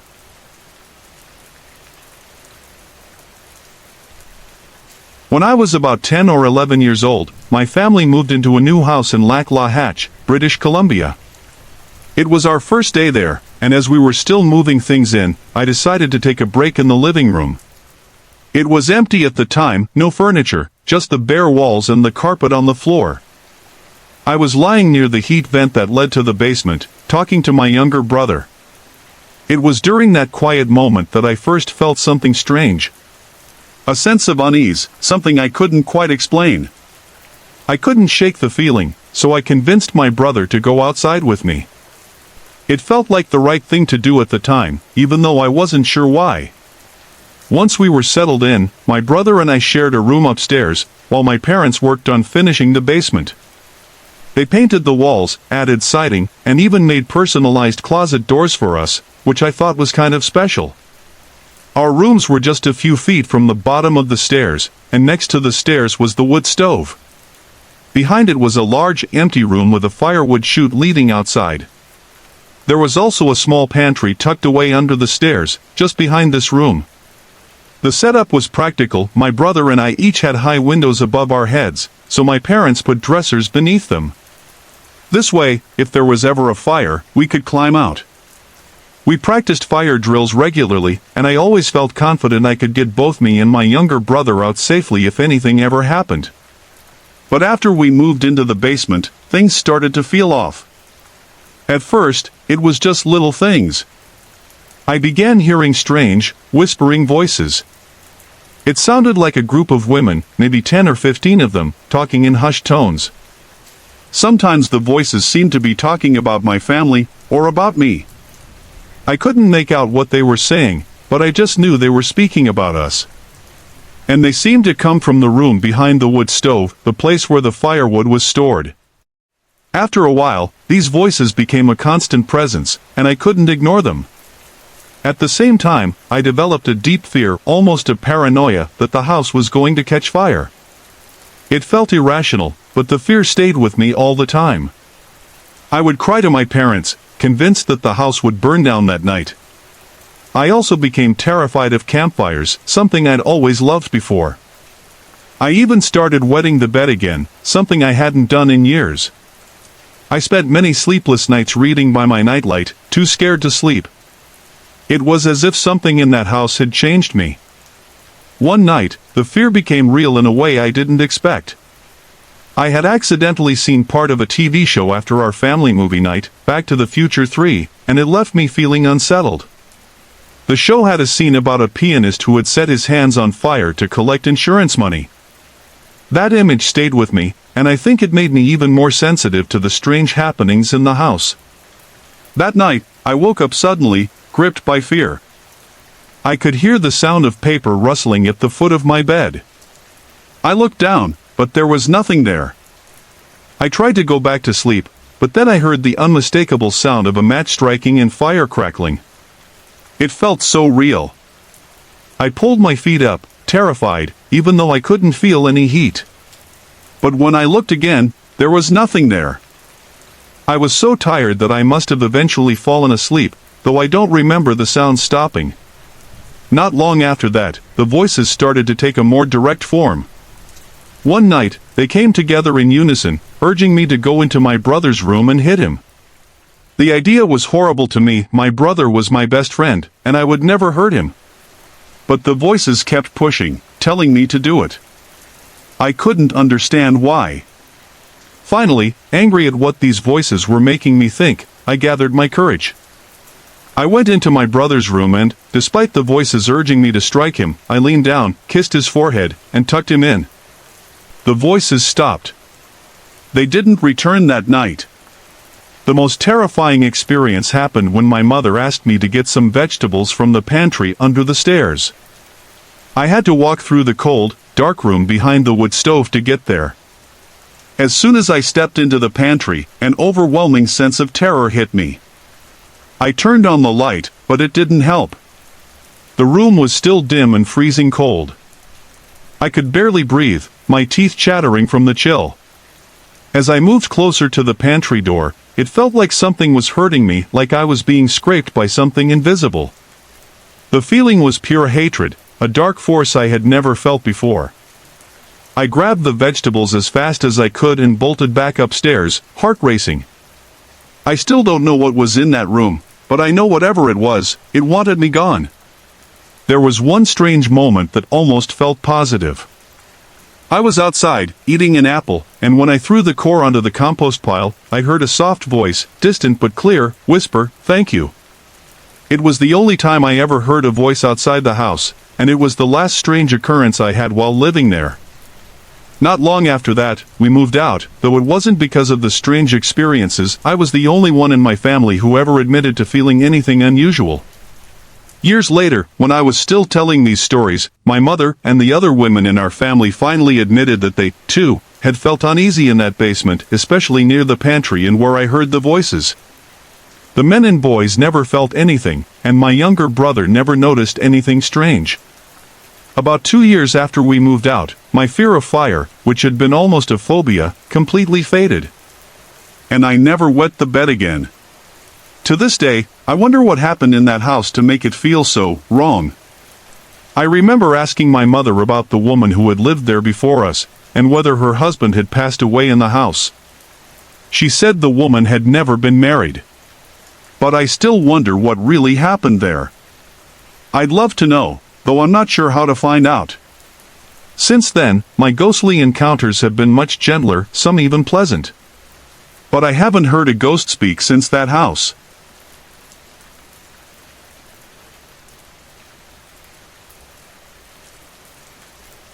I've listened stories about people being pinned down in their beds by ghosts, but my experiences are a little different, more physical, more touchy-feely, and at times, quite violating. I'll skip over the earlier ghost experiences and focus on the more recent ones. I'm not even sure it's a ghost, but the touches feel real and solid, so I'm going to assume it is. The first time it happened, I was skipping church and lying in bed, feeling guilty about it, yes. I was tired, and out of nowhere, I started feeling something strange, hands, solid hands, touching my chest. At first, it felt like they were massaging me. The weirdest part? I was lying on my back, and the hands were coming from behind me. I still don't know if they just appeared out of the bed or if there was something under it, but it was unnerving, to say the least. I wanted to get up and look around, but I was too scared. I just closed my eyes and tried to pray, though it didn't help much. Note to self, don't skip church. The second time it happened was about a month later. I woke up in the middle of the night and felt someone beside me. I knew it was a girl, something about it just told me. This ghost, or whatever it was, hugged me from behind and whispered things into my ear. I couldn't make out the words, but the feeling of it was incredibly real. The hug was so lifelike that I actually thought it might be my sister playing a prank on me, but no. The ghost let go for a moment, and then hugged me again, even tighter. It wasn't cold, it wasn't warm, it was just touch. I was too scared to do anything. I prayed again, but nothing changed. After that, things stayed quiet for a while, but eventually, the experiences started happening again. Sometimes, when I was asleep, I'd feel the spirit holding my hands or hugging me, but I was too paralyzed to move. It wasn't like being pinned down. I could breathe, I could think, but I couldn't do anything. The touches, however, felt all too real. The most unsettling experience happened on a school trip.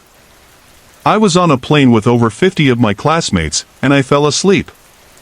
I immediately felt that same spirit on me. This time, the touch felt more violating, it was very personal and intrusive, and I felt deeply uncomfortable. If it had been a male spirit, maybe I could have at least tried to rationalize it as something dreadful.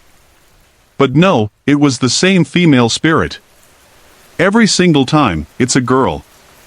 I couldn't shake the feeling that the experience was even more unsettling because it was a girl spirit, and that's just not something I could explain. I'm straight, and I'd never want this kind of thing to happen. It felt weird, and I couldn't do anything about it. I woke up from that state of paralysis, embarrassed and feeling like I must have seemed strange, twitching or moaning, unable to speak or move. I asked the girl sitting next to me about it, but she said I was just asleep. I wasn't twitching or anything like that. Maybe it was just a dream, but it felt so real, way too real to be just a dream.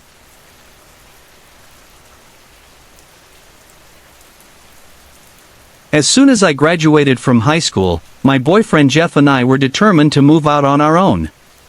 We didn't want to wait another second. So, we made plans that summer to move into a new house with a mutual friend, Rob. It was the summer of 1999 when Rob and Jeff found a charming two-bedroom house. It had a large kitchen, a dining room, and a cozy, country feel that I loved.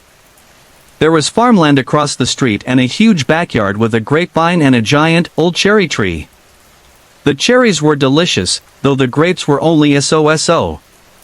But there was one thing that bothered me: the house had been the scene of a crime just the year before. There had been crime scene tape around it for weeks, and I could remember having to stop while cops waved traffic through. The neighbor next door told me that a drug deal had gone horribly wrong, and a young man had died in one of the bedrooms. I assumed it was the smaller bedroom Rob had taken. I know, I shouldn't have assumed. The neighbor also mentioned that the landlord's mother had passed away in the house of natural causes. She had decorated the place, and the landlord always talked about her with pride. I couldn't shake the feeling that she was still looking out for us. The first strange experience happened on my very first night there. Rob and I had decided to stay behind and start unpacking, since Jeff had to work the next morning. Late that night, Rob made a mistake and closed the door to our room while we had a kerosene heater running. I woke up feeling hot and strange, almost like I couldn't fully wake up. Then I heard someone calling my name over and over. It sounded like my mom's voice, but I couldn't understand what she was saying. Finally, I woke up enough to get up, open the door, and lie back down. I fell asleep again for maybe an hour or two, but I woke up with a headache. I moved the heater out of the room and started my day with some hot tea and ibuprofen. It was unsettling, but nothing I couldn't handle. Despite that, I really enjoyed living there. The house had this great vibe, even though it didn't have much closet space. I didn't see shadows or anything, but I would often catch glimpses of things darting out of the corner of my eyes. One day, while I was making dinner for some friends, I saw something that stopped me in my tracks. Out of the corner of my eye, I saw an old woman, gray and white hair, wearing a light pink and blue flowered muumuu, like an old lady nightgown. When I turned to look, she was gone, but when I turned back to the food, there she was again. I glanced back a third time, and she was gone. It felt like she was wondering what I was doing to that pork roast. things only got stranger. I often felt like I was being watched in the master bedroom where Jeff and I slept. It was especially bad when I was alone. I'd sometimes think I saw things moving in the dresser mirror, which was weird because I had only ever felt that way at my mom's house, not in a place like this. One night, I was trying to sleep while Jeff, Rob, and some friends were in the living room playing video games. The feeling of being watched grew more intense than ever, and it seemed to be coming from the closet. I decided to confront whatever was there. I said aloud, "If you're here and can understand me, give me a sign. Sit at the end of the bed or something." Not long after, I felt someone plop down at the foot of the bed. I froze. There was a definite indentation in the blankets where someone had sat. Then the covers began to move, slowly inching up toward me. I could see it in the dim light, and I heard crackling breaths that weren't mine. My heart pounded as I lay there, frozen with fear. When the covers reached my elbow, I couldn't take it anymore. I jumped out of bed, bolted into the living room, and yelled, "There's something in there! There is something in there!" The guys jumped up, grabbing brooms and mops, thinking it was a rodent or something. I told them I thought it was in the closet, but I was too embarrassed to tell them the truth, that I thought it was a ghost. Later that night, I told Jeff what had happened, but he dismissed it as a bad dream. I told him that to have a bad dream, you need to be asleep. He didn't really listen. So, I stayed up late with the guys, had a couple of beers, and made Jeff switch sides of the bed with me. I wasn't about to sleep near that closet again. The next day, I was alone before work, and I decided to take control. I told the spirit, "Don't ever do that again, and go back to the light. And if you're not going, at least stop watching me so much."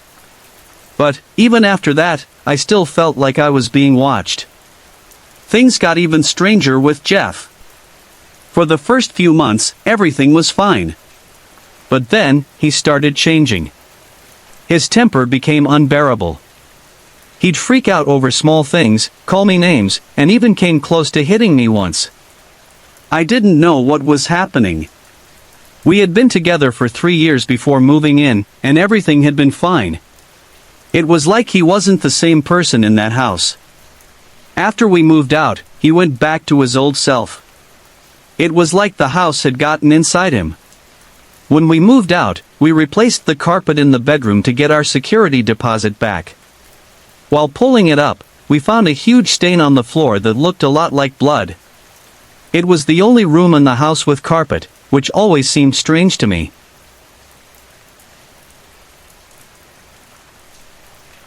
It's been years since my granny passed away, but the memories are still so vivid. She passed in January of 2008, and we were really close. She lived with us for a long time. Before that, she had stayed with my uncle after she had triple bypass surgery. At the time, we just couldn't afford to care for her, so my uncle stepped in. Eventually, he asked her to leave. We never really knew why, but we did our best to support her after that. She came to stay with us, and, as you might imagine, we butted heads sometimes. We were so alike, so many of the same stubborn ways, but we always understood each other. Right after New Year's 2008, she started to get sick. She was always so strong-willed, though. She refused to go to the hospital. But one day, things got bad. She fell, and I wasn't there. I was upstairs, and she was downstairs. I didn't hear her calling for me, and I didn't hear my phone when she tried to call either. When I finally went downstairs, I found her sitting on the floor, just picking up things off the carpet. I was scared to move her, so I called 911. They took her to the hospital, and I had to call my mom to come home so we could go with her. When we got there, she was talking and laughing, and it seemed like everything was fine. But they still wanted to run tests, just to be sure. It was while we were with her at the hospital that something strange happened. They called my mom back to the emergency room. My mom was talking to Granny, and at the end of their conversation, she told her, "I love you." Granny, without missing a beat, sat straight up in bed and said, "I love you too." But here's the eerie part: when Granny said it, she wasn't even looking at my mom. she was staring past her like she wasn't even there. My mom came back to where I was and told me about it, and I just knew something wasn't right. The doctors found out that her potassium had gotten so high it had started poisoning her. They put her on dialysis to try to fix it, but after the first day, she wasn't responding at all. The second day, still nothing. And by the third day, she still wasn't responding. On the fourth day, they ran more tests and found out she'd had a stroke, and that she was brain dead. My mom made the difficult decision for my sister and me to be there with her while she passed, at just 64 years old. I stayed strong for my mom, but after Granny passed, things started to get strange for me. For a while, I was fine. But soon after her death, I started having these vivid dreams about her. In one of them, Granny was there, surrounded by all her children, grandchildren, and even great-grandchildren. It felt like a family reunion. And what struck me most was that there were 5 generations of us, something none of us had ever seen before. Granny was telling stories, laughing with everyone, and then suddenly, the dream shifted. It jumped to her funeral. All those generations of people were lined up in order. It felt so real, but also so off. There were other dreams, too. Sometimes I would wake up drenched in sweat, other times with tears in my eyes.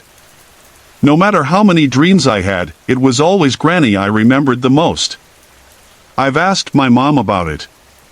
She thinks Granny is just stopping by to check in on me, to say hello.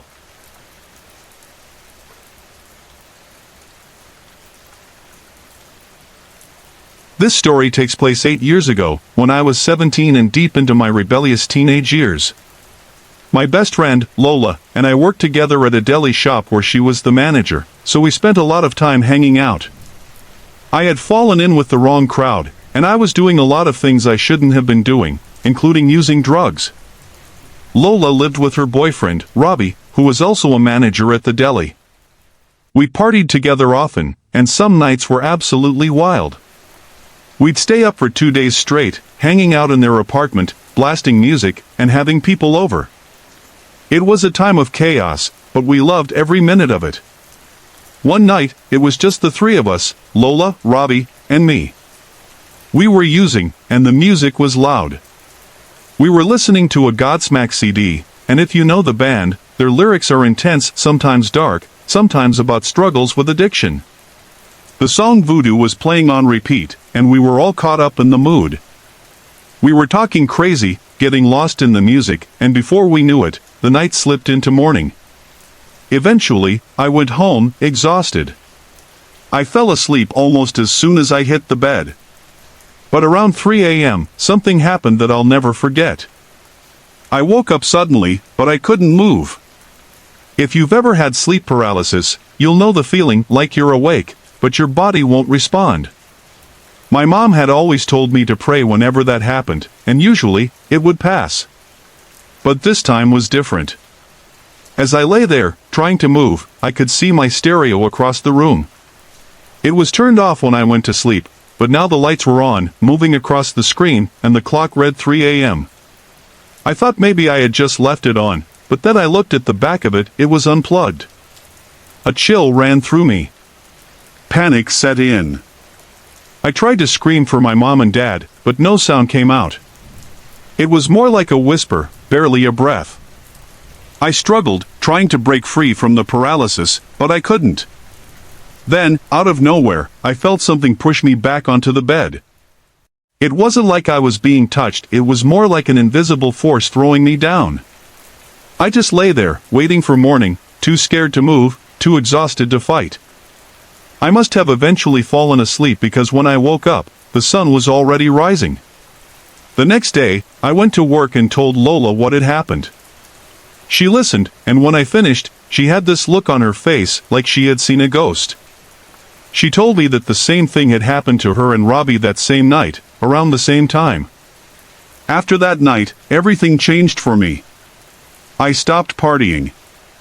I don't know exactly why, but something about that experience just shook me to my core. I've always felt that listening to that Godsmack CD had something to do with it, especially the song Voodoo.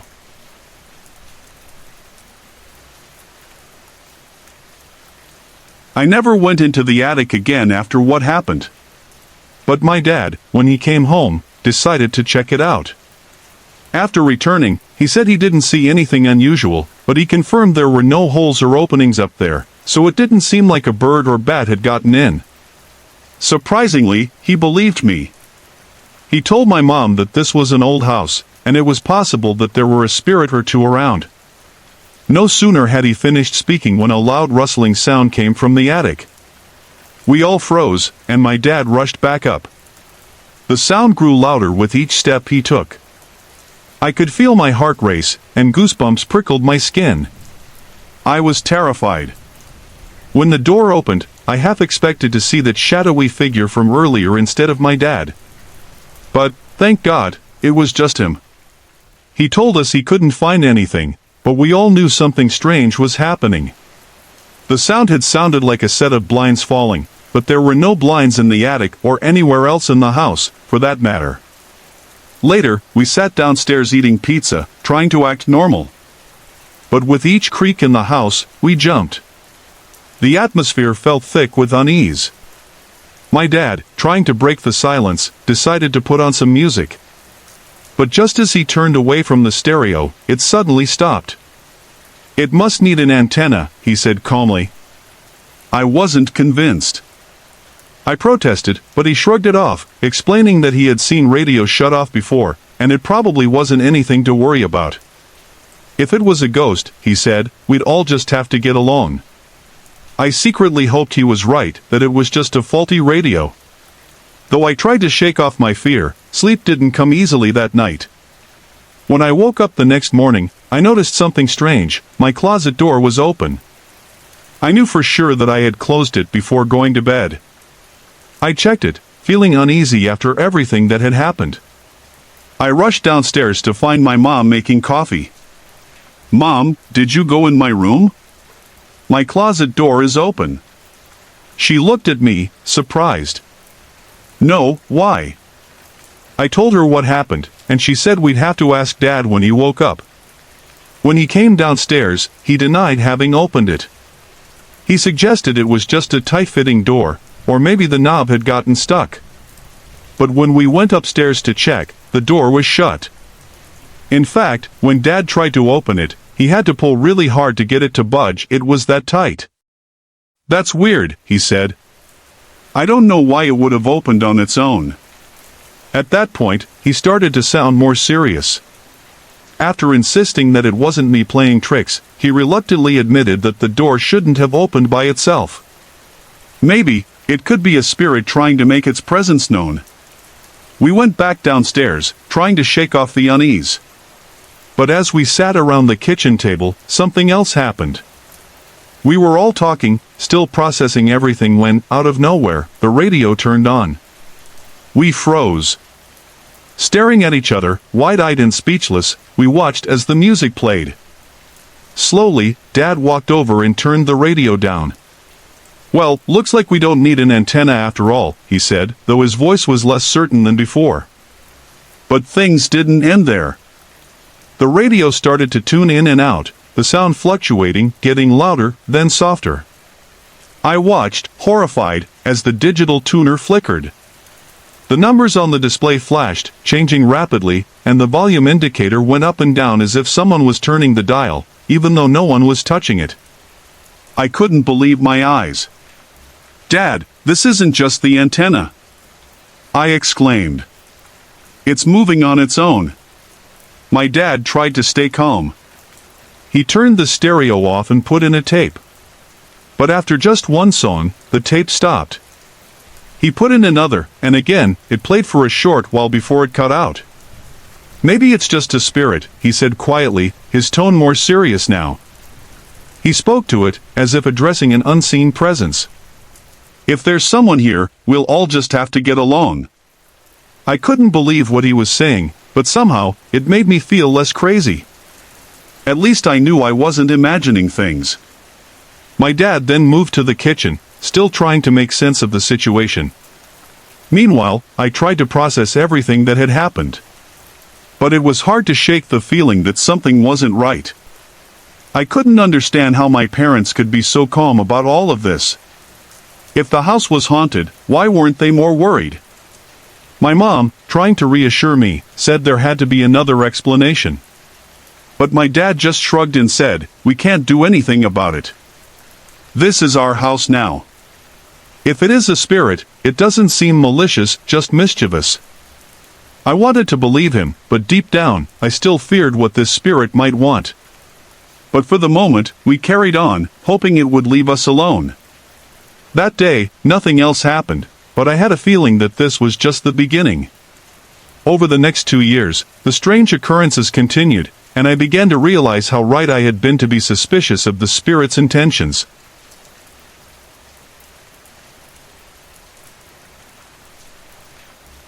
My parents have lived in their house for 39 years. Growing up there wasn't exactly easy. I was the youngest, born 8 years after my brother and 2 sisters. There are 4 of us in total, ages ranging from 38 to 40 now. As you can imagine, there was a lot of yelling and fighting. We weren't the perfect family, but I guess things could have been worse. Anyway, as a kid, I remember lying in the den with my 2 sisters, just watching whatever was on TV. I must have been about 8 years old. I told my oldest sister that I felt hot, and she said she did too. Not even a minute later, the ceiling fan in the room turned on all by itself. We were in awe, but we quickly brushed it off. The old 70s ceiling fan was probably just stuck, right? Growing up, my family loved horror movies. They were always playing them, especially the creepy, paranormal ones. My brother and sisters loved to scare me by making me watch. I was terrified of films like The Exorcist that one haunted me for years. I didn't stop being afraid of it until I was at least 21. Nowadays, I can watch it and barely flinch. But it wasn't just the movies. My sisters, sometimes with their friends, would mess around with my mom's Ouija board. She got it as a gift when she was just 12 years old. They'd ask silly questions and make up answers. I remember one time they asked it when I was going to die, and I was so upset. They just laughed and laughed, and honestly, I laugh about it now too. Fast forward to my teenage years. One night, my oldest sister and I were in the den watching TV. The only lights on were from a lamp in the room and the kitchen window. Suddenly, a huge shadow appeared across the back door. We both assumed it was my dad, who's a big guy. But when we turned around, no one was there. We looked at each other, both thinking, what was that? I went to my parents' room and asked my dad if he had just walked into the den. He looked at me like I was crazy and said no. We never figured that one out. A lot of strange things happened when I was a teenager, but I can't really say they were paranormal, just odd coincidences, I guess. But that's a story for another time. For now, let's move on. When my sister, the 3rd child, and her husband moved into a house just down the street, I spent a lot of time over there. It didn't take long for strange things to start happening. The first time I went there, I felt this odd sense of unease. The previous owners had this huge, gaudy mirror in the kitchen that was positioned in such a way that if your back was to it, you could see down the hall. It gave me the creeps, and I never liked being in that kitchen. Still, I spent a lot of time there, especially after I got pregnant at 18. I babysat for my sister and her husband often, and when I was alone at night, I would hear my name being called. It wasn't loud, just a soft whisper and sometimes even in a regular voice. It was strange, like someone was right there with me. And sometimes, I'd hear a phone ringing when I was already on it. That sounds bizarre, but it happened. I spent a lot of time in the front room, where the computer was, and frequently, I'd hear the sound of little feet running down the hallway.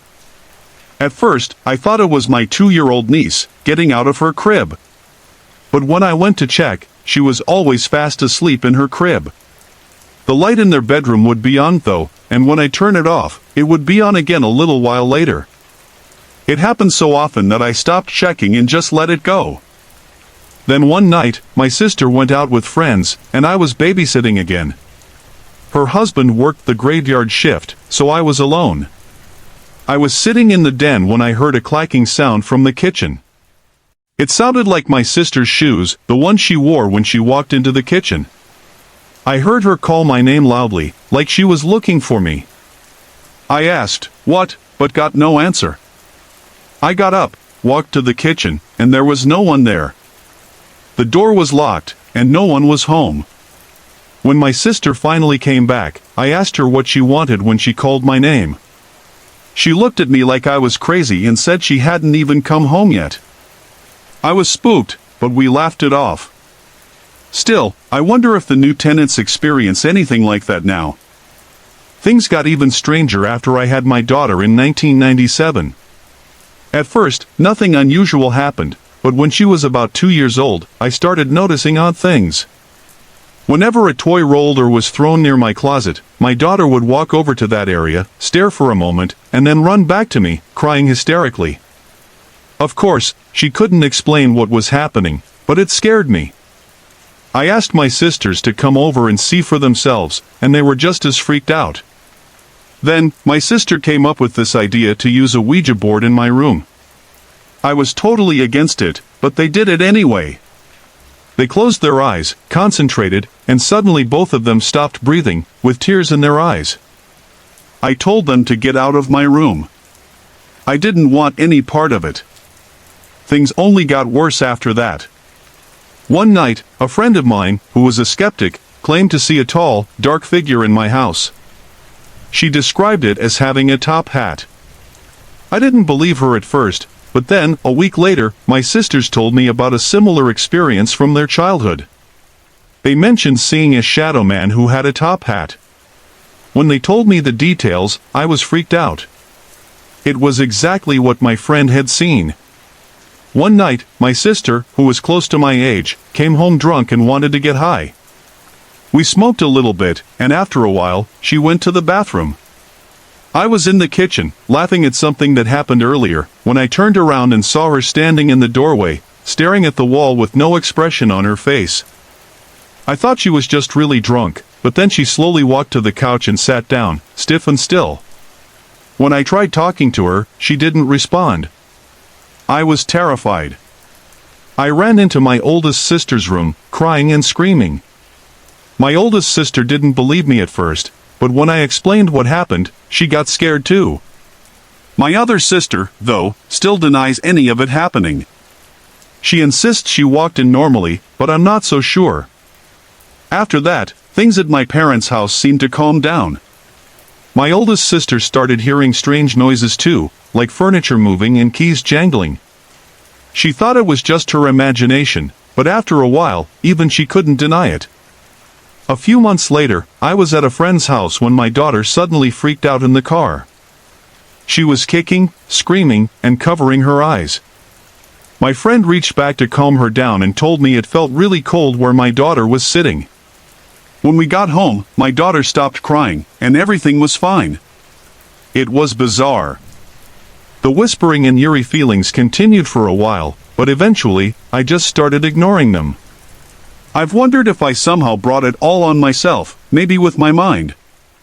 After all, I used to have these weird moments as a teen, where I'd say things and they'd happen. Maybe I was subconsciously trying to manifest something.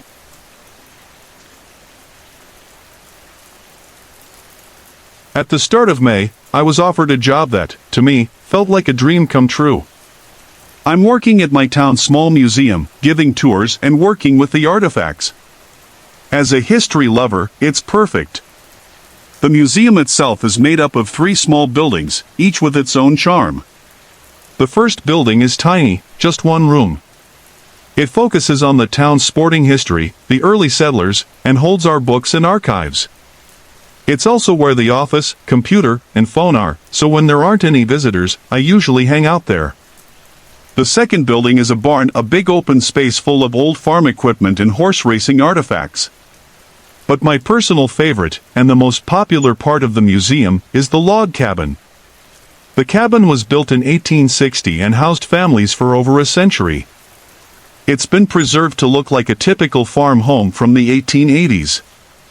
You enter through the kitchen at the back and step up into the main room. To the right, there are 2 small bedrooms, and to the left, there's a staircase leading up to the attic. The attic is one large room filled with old clothes on display. This is where the strange things started.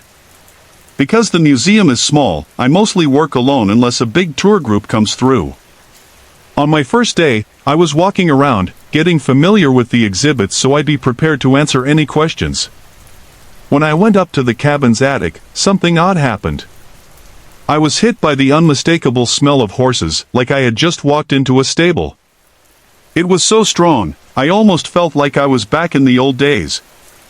But after a few seconds, the smell vanished, leaving behind the usual musty museum scent. I looked around to see if something could explain it. On a chair in the corner, I found an old blanket, one used for horse-drawn carriages, about 120 years ago. I picked it up and sniffed it, but it only smelled of old fabric. There was nothing remotely horse-related around. It was strange, but I had work to do, so I pushed it out of my mind. A few days later, I was back in the cabin, sweeping the main room to get it ready for the next group of visitors when suddenly, bang bang! The front door rattled with loud knocks. Now, the door is bolted from the inside, and I only open it for big tours. There's a window beside the door, so I looked out to see if anyone was outside. But, of course, there was no one there. The knocks happened again a few minutes later, loud, forceful, like someone was desperate to get in. I opened the door, looked around, but still, no one. I stood there for a while, trying to figure out what could have caused the noise, maybe a tree branch, construction, or even a squirrel. But nothing. It was just silence. Then, another day, I was walking past the barn and heard voices. It sounded like a small group of people talking inside. Thinking that maybe some visitors had come in without me noticing, I walked in to check. The barn was empty. Later, while I was in the back kitchen of the cabin, I heard footsteps coming from the main room. Now, the way the building is set up, there's no way anyone could have gotten in without me noticing. I hesitated, torn between fear and curiosity, but I went to check it out. When I stepped into the main room, I saw something that made my heart race. There, at the top of the stairs leading to the attic, were the feet of a woman. She was wearing dark shoes and a long dress, standing just out of sight. I followed the stairs, but when I got to the top, the room was empty. My curiosity turned to fear, and I rushed back downstairs and into the office, where everything felt normal. Since then, I haven't seen anything quite like that, but there are still strange moments. Sometimes, I hear light footsteps, the swish of a dress, or soft murmured conversations in the halls. It's hard to ignore, but at the same time, it's kind of peaceful.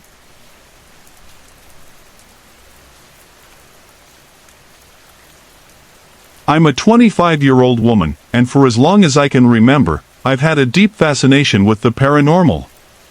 So much so that in February 2007, I started my own paranormal investigation group called GAPIS, Ghostly Appalachian Paranormal Society. Since then, my team and I have had some pretty incredible experiences. We've seen everything from a ghost dancing in front of us to feeling cold touches, hearing eerie sounds, and more. But one investigation this past May stands out above the rest. The first weekend of May, 2 of my team members and I were called to investigate a home in the area. The man who lived there, a father with 2 young children, had a strange and unsettling experience that he wanted us to look into. He told us that, one evening, as he was walking down the hallway to his son's room, a shadowy figure appeared in front of him. The figure seemed to walk straight through him, and he said it made him feel weak. He sat down in a chair nearby, unable to move for nearly 10 minutes. When he stood up, he felt dizzy and lightheaded. He wanted us to see if we could sense or witness what he had experienced. We gathered our equipment and headed over to the house, which would be empty for the evening. The man had taken his children camping to give us full access to the place. My team consisted of me, April, and Rob. The first thing we did was walk through the home and get a feel for it.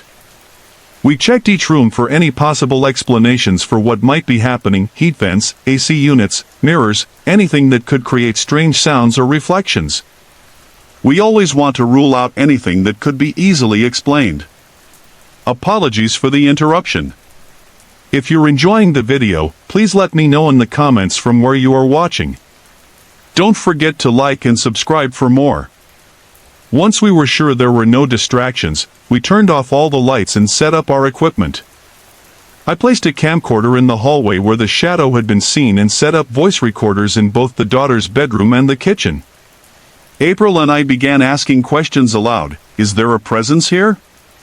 Would you like to show yourself? We want to communicate with you. Feel free to speak into these recorders, or if you'd like, we can take your picture. With each question, I snapped a photo, hoping for something to show up. As the night wore on, Rob began to feel unwell. He said he needed to get some fresh air, so he stepped outside and stayed there for the rest of the investigation. This left April and me alone in the house. It didn't take long before we began to notice something strange. I was holding the camcorder, filming the hallway when I saw white and green orbs passing by the lens in the night vision. These orbs weren't the typical dust particles you might see on camera. They were moving in a way that felt intentional, dancing on the wall, then standing still in midair.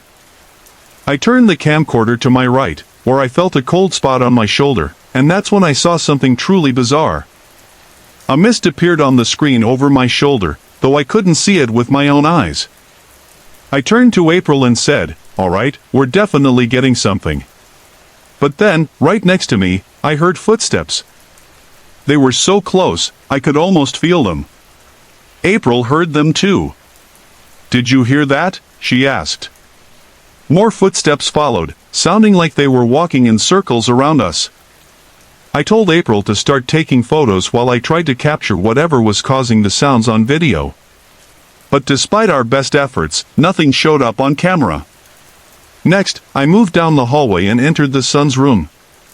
As I stepped out of that room and into a spare bedroom, something small and white appeared quickly on the camcorder screen, a light that zipped across the frame. I thought it might have been dust at first, but it moved too quickly to be anything normal. "That's cool. Hope it shows up in the review," I said, not thinking much of it at the time. After that, I placed the camcorder in the kitchen to capture the hallway while April and I went into the daughter's room to do some EVP work with the voice recorder. The air in the room felt heavy, like someone or something was watching us. We took more photos and conducted a few more EVP sessions before deciding to leave when the unsettling feeling started to fade. A few days later, when I was reviewing the footage at home, something incredible happened. The light I had seen in the spare bedroom didn't turn out to be just a strange flash. When I looked closer, it appeared to be a face that popped out of the closet, stared directly into the camcorder, then quickly darted back into the closet like it had been caught. The face was clear, 2 wide eyes, a shiny nose, and a sad, almost sorrowful mouth. There was also a dark aura around it. It was so vivid that it took my breath away. In addition to the video, we found some disturbing audio recordings. We heard what sounded like a small girl's voice, whispering, "April, it's April, and come on." There were also breathing sounds, as though someone was right next to us, even though no one else was in the room. The most chilling part? The voices were calling out April's name. It wasn't until 2 days after the investigation that we discovered a piece of history that tied everything together. The house had been built over the graves of 3 children. The realization hit us hard. Could these be the children who were reaching out to us? It seemed possible, even likely.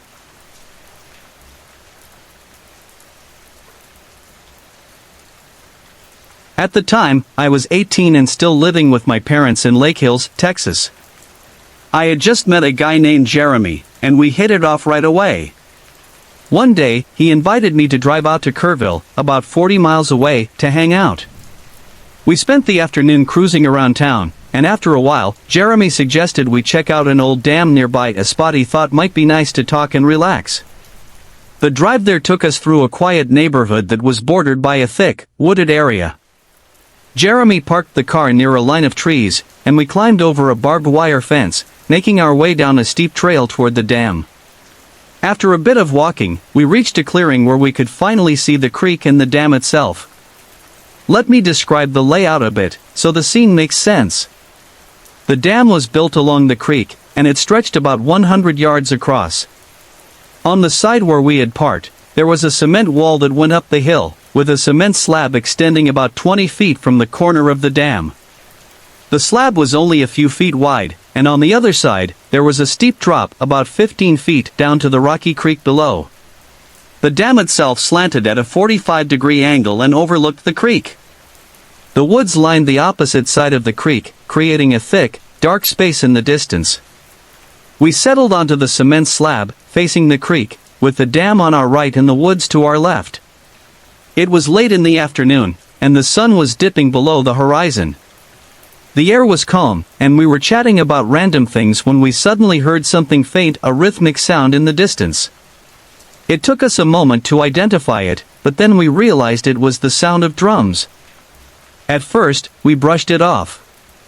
It sounded far away, and we joked that maybe some people were having a party in the woods. But the drumming didn't stop.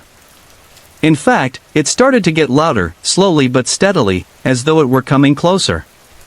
The sky was darkening, and the sound continued, growing faster and more rhythmic. As the drumming came nearer, I froze. My heart started pounding, and I felt an unease creep over me. I placed the camcorder in the kitchen tea.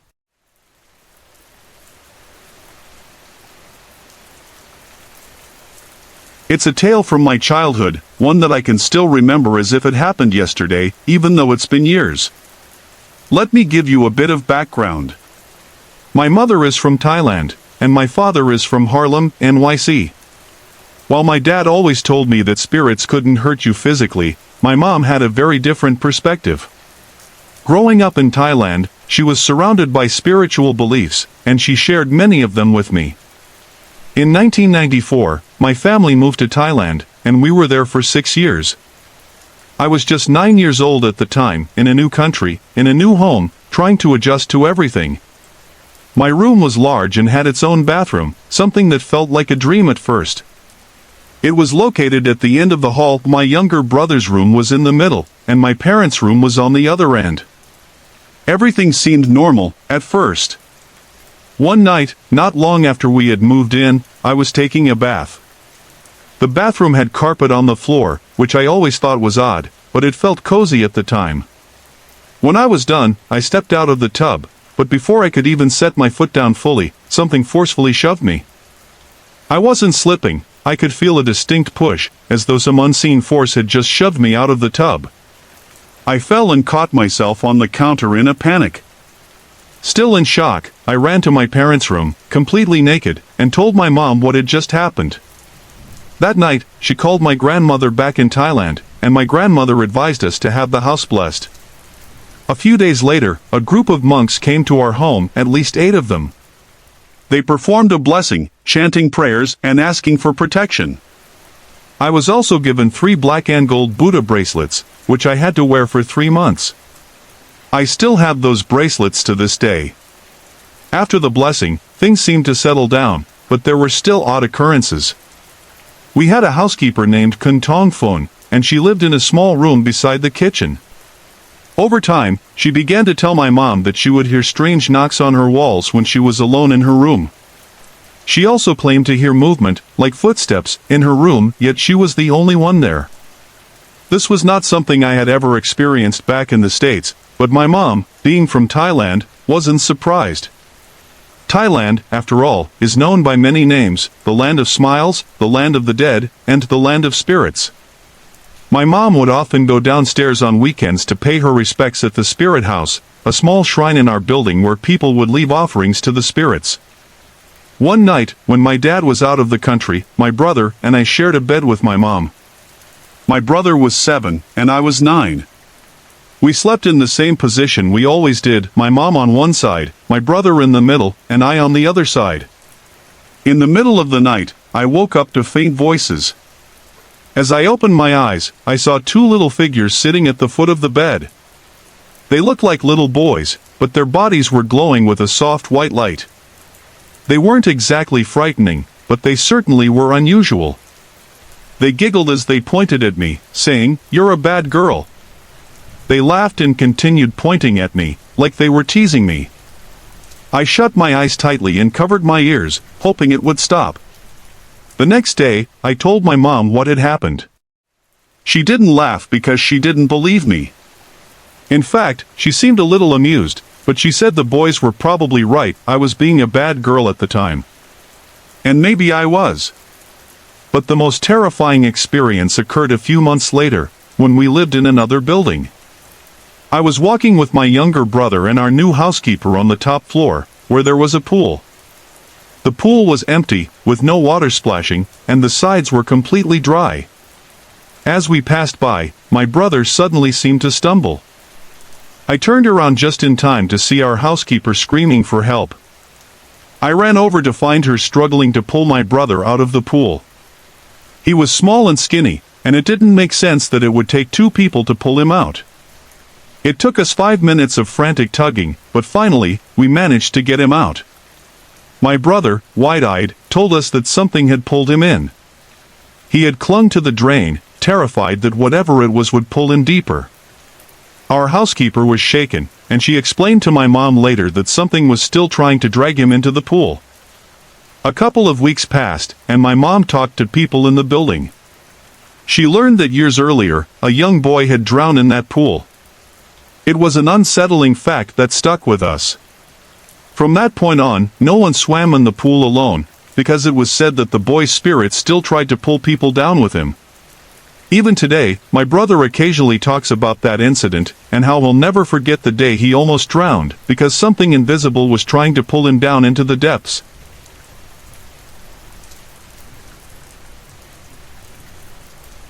I honestly don't think my house is haunted. I never hear unexplained noises, I don't see apparitions, and I don't feel the slightest bit uncomfortable anywhere, whether it's the living room or the basement, which is newly finished and feels perfectly cozy.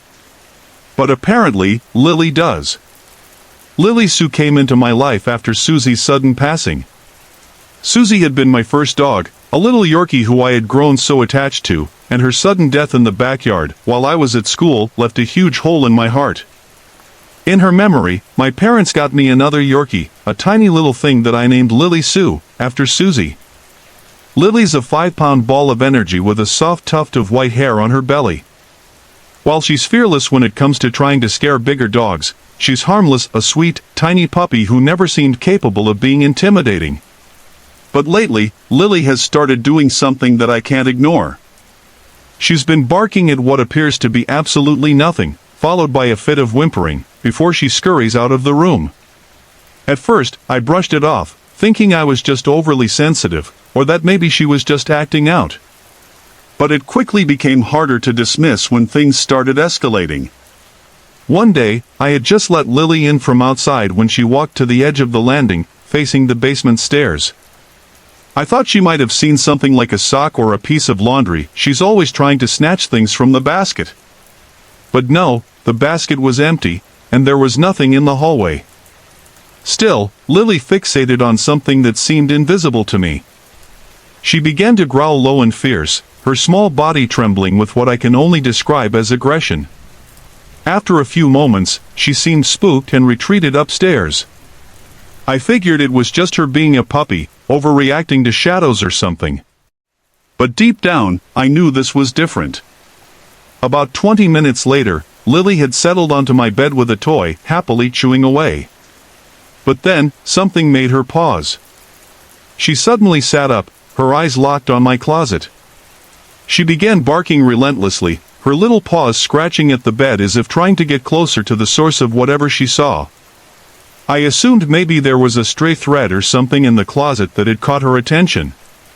But after a quick scan, I found nothing unusual. Yet Lily's behavior grew more intense, she whined and looked at me as if asking for help. It was clear she was scared. I checked the closet again, nothing. She wasn't satisfied, though. She stared at the closet with wide, fearful eyes, her growls becoming quieter, more confused. This was a lot like what Susie had done once, when I was getting ready for school. Susie had started growling at a spot on the wall behind my desk. She wouldn't go near it and whimpered when she realized she couldn't escape. But unlike that one time with Susie, Lily had already freaked out a few times now. It wasn't normal. That night, as I lay in bed, I thought maybe I could comfort Lily.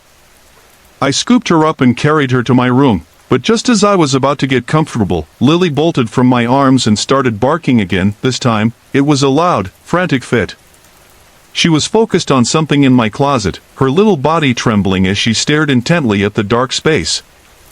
Her barking was wild, almost desperate. I couldn't take it anymore. I jumped out of bed, my heart racing. I grabbed Lily and fled the room. I didn't know what was going on, but it was clear something was wrong. I went to my mom, telling her that something was in my closet. She listened patiently, but when I mentioned Lily wasn't welcome in her room, I decided to put her back in my own bed. I laid down, but I couldn't stop thinking about how freaked out Lily was. After a while, I heard the soft patter of paws on the tile floor and the jingle of her collar, followed by a few tiny footsteps. But the sound didn't last long. It was almost as if she had stopped suddenly. I thought maybe she had just flopped down on the rug. But when I went to check, I found that Lily wasn't on the rug at all. Confused, I went into my room to see her lying in her bed, looking at me with wide, wary eyes. She didn't want to go near the rug. I was starting to feel uneasy, but it wasn't until my mom asked, "Where's Lily?" that the situation became even more bizarre. I told her she was sleeping on the rug, but when we checked, Lily was nowhere near it. She was in her bed, looking perplexed and still as if something had deeply unsettled her. I tried to rationalize it. Maybe I had imagined the sound of her collar, or maybe she had simply decided not to settle on the rug. But Lily wasn't having it. She bolted out of my room and stayed in the hallway, just sitting there, clearly distressed. I didn't know what to make of it, but she wasn't budging. So, I took her back to my dad's bed. She stayed there the rest of the night, and I finally managed to fall asleep. But when I woke up the next morning, I realized something that chilled me to the bone. Lily wasn't wearing her collar.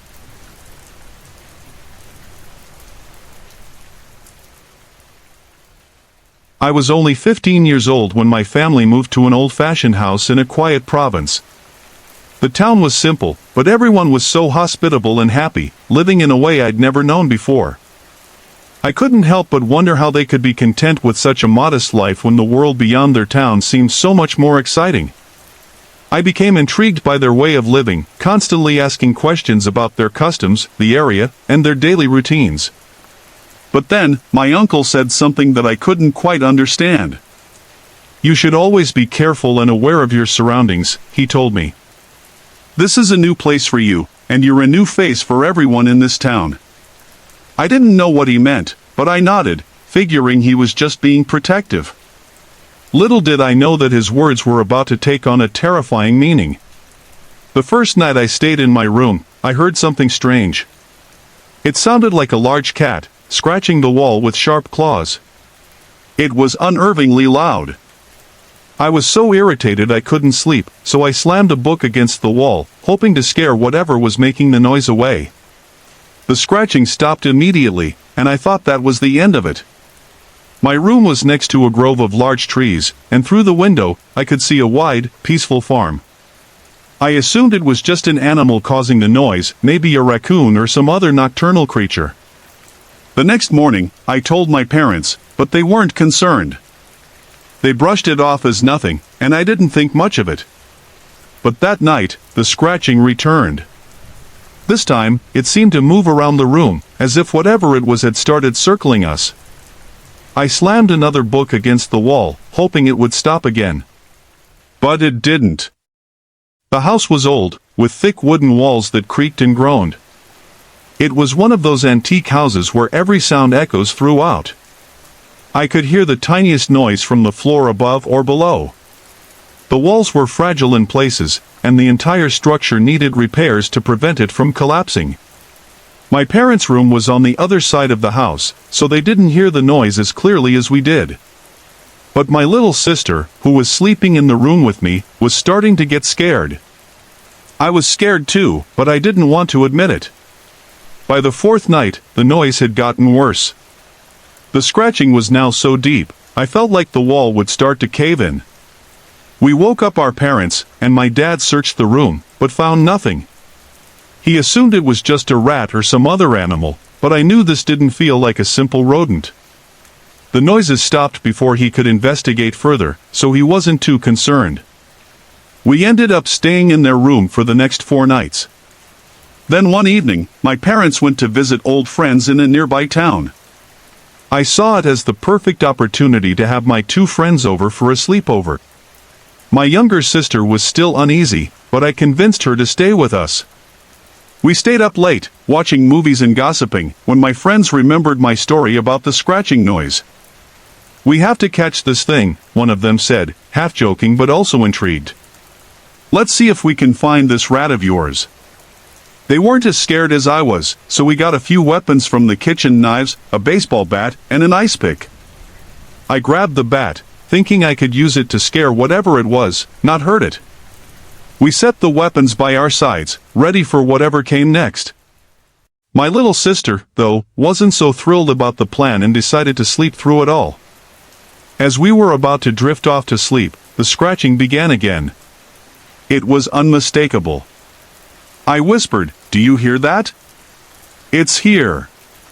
The sound was different this time, deeper and more deliberate, like claws dragging through the wood. I woke my sister and moved her to a sofa bed near the door. I grabbed the biggest books I could find, 3 large encyclopedias, and slammed them against the wall where the sound seemed to be coming from. The noise of the books hitting the wall was deafening, but it wasn't what shocked us the most. We heard something else, something worse. A strange, unsettling sound followed, like wings flapping in the air. My friend's face went pale. "What kind of bird makes a sound like that?" she whispered. "Birds don't do that, and they don't come back like this every night." At that moment, I started to question what we were really dealing with. "This isn't an animal," she said, her voice trembling. We decided to try something different. My friend went into the kitchen, grabbed some garlic and salt, and said it might help ward off whatever it was. I didn't know why, but I wasn't going to question it. We surrounded my sister with the salt and garlic, hoping it would protect her. The noise stopped for a while, but at around 3 a.m., it started again. This time, the scratching was at the window next to my sister's bed. It sounded like something was trying to force its way inside, its claws scraping at the glass. My heart raced, and I was too terrified to even look out the window. I started slamming the window with the bat, desperate to make the noise stop. That's when my sister started crying. She had a nightmare. She said she dreamed that an old woman with terrible, ugly makeup had tried to pull her out of the window with her long, gnarled hands. That was when I knew it wasn't just a bird or a rat. This was something far worse. I grabbed the phone and called my parents, begging them to come home immediately. I didn't even explain what was happening.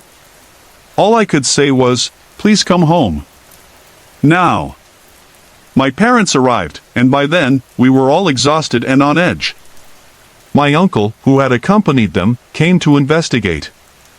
He checked inside the room, then outside. He found deep scratch marks on the wall, marks that looked like they had been made by something huge, like the claws of an angry tiger or some other beast. It was then that my parents began to take us seriously. My uncle's face grew grim. He pulled me aside and said, "I told you to be careful. This world isn't just for us. Some things might find us interesting, and they'll test us, see if we're useful or not." Alfred's face drained of color, his alcohol-flushed complexion turning a ghostly pale.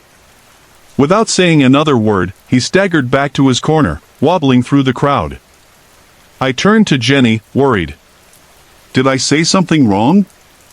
Jenny bit her lip, then sighed, leaning in. Wendy was his daughter. Gary was her husband. She paused, glancing nervously at Alfred's retreating figure. Wendy was murdered, about 5 or 6 years ago. Murdered? I felt the blood drain from my face. Apologies for the interruption. If you're enjoying the video, please let me know in the comments from where you are watching. Don't forget to like and subscribe for more. It was a terrible tragedy. We don't really talk about it. Poor Alfred never got over it, Jenny added softly, moving to serve another customer. The words hung in the air, heavy with unspoken truths. Murdered? I repeated, my voice almost a whisper. Not in the cottage, no. But it was bad, very bad, Jenny replied, her face shadowed by sorrow. I'm not sure where it happened, but she was killed. A cold chill crept over me as I processed the information. Could this just be a coincidence? Why had the woman called me by the wrong name? And why Wendy? I pushed through the crowd to where Alfred sat, now deep in thought. His eyes were moist, distant. I'm so sorry, I didn't know about Wendy. I didn't mean to bring it up, I stammered, feeling guilty. Alfred shook his head, his voice cracking. She loved music, you know. Beautiful girl. She loved life. It's such a terrible loss. He smiled faintly, remembering something. She used to love Radio 5, played it all the time. You could hear it all through the house, even when I was painting. The memory seemed to stir something in him. Gary stayed in the cottage that night, after the fight. I was working late, doing a job for the landlord. I had the keys. He didn't want to stay with me, no, he had someone else. I don't know for sure, but he stayed at the cottage that night. I felt a pang of unease. But why my cottage, Alfred? There's no real connection, is there? Alfred's face grew more somber. Sometimes, people look for answers where they're not meant to be. I think I hoped for something more than ghosts, more than memories. He trailed off, shaking his head. If only I'd known. He got up slowly, a weak smile crossing his face. I suppose I read too much into all this. A foolish old man. With that, Alfred waved me off, muttering about his impending retirement. I didn't see him again after that night.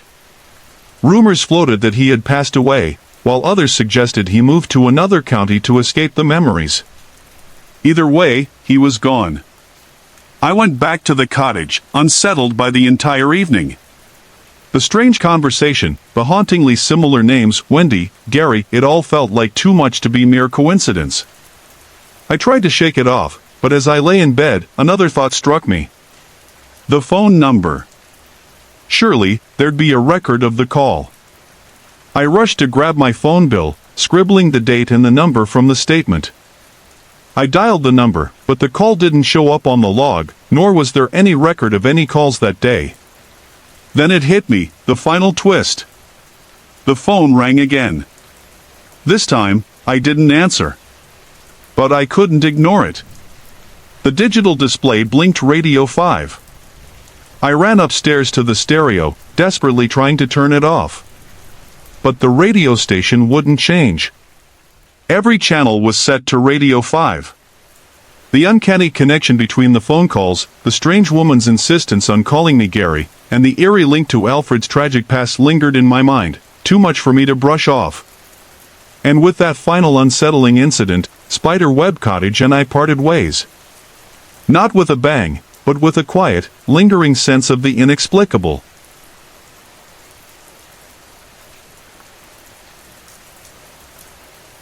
George had finally found a place to call his own. After a year of shared accommodation, he was thrilled to rent a tiny cottage tucked behind a row of shops in a quiet village. Spiderweb Cottage, as it was called, was small, so small that there was always the risk of falling down the spiral staircase if he wandered too far from the bed. But it had one luxury George had been craving, his own bathroom. The cottage wasn't much to look at, just a humble, weathered structure with parts that dated back to the 13th century. George didn't care about the rumors that surrounded it. Some said it had once been a farrier's shed, others claimed it was used for illegal liquor production. To him, it was a home. It was his space, and he had the freedom to come and go as he pleased. The bathroom, with its old cast-iron tub, became his sanctuary. He could finally relax in a long, hot bath without worrying about a roommate knocking on the door. The rest of the cottage was less glamorous. The lounge was cramped, furnished only with a small fridge, a stove that worked when it felt like it, and an unsteady chair. But George made it work. After some rearranging, the double bed ended up downstairs in the lounge, and the chair and table were moved up to the mezzanine floor, where they found a new companion in a recently purchased stereo. This arrangement meant no more worrying about falling down the metal stairs in the middle of the night. It didn't take long for George to get used to the peculiarities of Spider Web Cottage. Each morning, he had to carefully remove a handful of spiders from the bathtub. A glass and a piece of card were his tools of choice, and he gently scooped them up, setting them free in a flower urn outside the front door. It baffled him how they managed to return each night, but after checking the window and walls for any gaps, he couldn't find an explanation. Soon, George started visiting the local pub on weekends, enjoying the company of the villagers. One Friday evening, after drinking a little more than usual, he stumbled back to his cottage with the comforting thought of sleeping in on Saturday. The bed felt warm and welcoming as he lay there, staring out the window at the starry sky. Looks like it's going to be a cold night, he thought, before drifting off to sleep. George woke suddenly, disoriented. The room was bathed in a soft silver light, moonlight streaming through the window, casting a single beam across the bed. The night outside was still and clear. For a moment, he wasn't sure why he had woken. The cottage was silent, the air still. Nothing seemed out of place. Then he heard it. The bathroom door creaked. George sat up, blinking in confusion. Probably just my imagination, he thought, rolling over and pulling the duvet back up. But then it happened again. The door creaked, this time longer, slower, like someone was gently pushing it open. He froze, watching. The door began to move, slowly swinging back and forth, as if pushed by an invisible hand. It creaked with each movement, a steady rhythm that seemed to draw closer and closer to him. It was unnerving, but George tried to reassure himself. There was no breeze. The night outside was still. Okay, what the hell, he muttered to himself. The door swung wider. A whispering breeze began, soft at first, like a gentle wind stirring the leaves of a forest. But then the sound grew louder, like wind rushing through the corners of a house, building in intensity until the entire cottage seemed to shake under the force of it. George pulled the duvet closer to him, his heart racing. Outside, the world remained calm. He glanced out the window but saw nothing unusual. Inside, the wind continued to howl, the sound growing more ferocious with each passing second. It felt as though the cottage was about to be ripped apart. Who is there?" George shouted, his voice trembling. And just as suddenly as it had started, the wind stopped. The room fell silent, but there was something else. The bathroom door, that damned door, was still swinging, now wide open. George stared, breath caught in his chest. Then, he saw it. At first, he thought it was a dog, a large, black dog. But as it moved closer, he saw that it wasn't a dog at all. It was something else, something strange. A large, egg-shaped figure, about 3 feet tall, with no legs or visible means of movement. It wobbled toward the bed, an eerie grayish-blue color that reminded him of an old, forgotten cartoon character. "What the hell are you?" George found himself asking, his voice shaky. The figure didn't respond, but it continued moving closer, stopping at the side of the bed. A strange calm washed over George. The fear that had gripped him just moments before melted away, replaced by an odd sense of peace. It was almost as if the thing, whatever it was, wanted him to come closer. Without thinking, he leaned forward, drawn to it, feeling strangely safe, as if everything would be okay. But just as suddenly as it had appeared, the figure was gone. The wind returned, howling through the cottage, and with it, the strange creature vanished, fading away as though it had never been there. The roar of the wind followed it, slowly fading into the distance like a train whistle lost in the night. The silence that followed was deafening.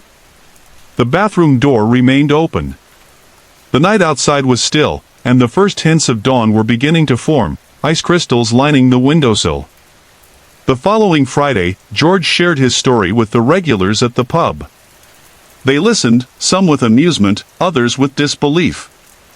"You sure you weren't just drunk, George?" one of the men laughed. Too much of that brew, eh? George shrugged. It felt real enough to me. A silence fell over the group. Then, an old man in the corner, Alfred, spoke up.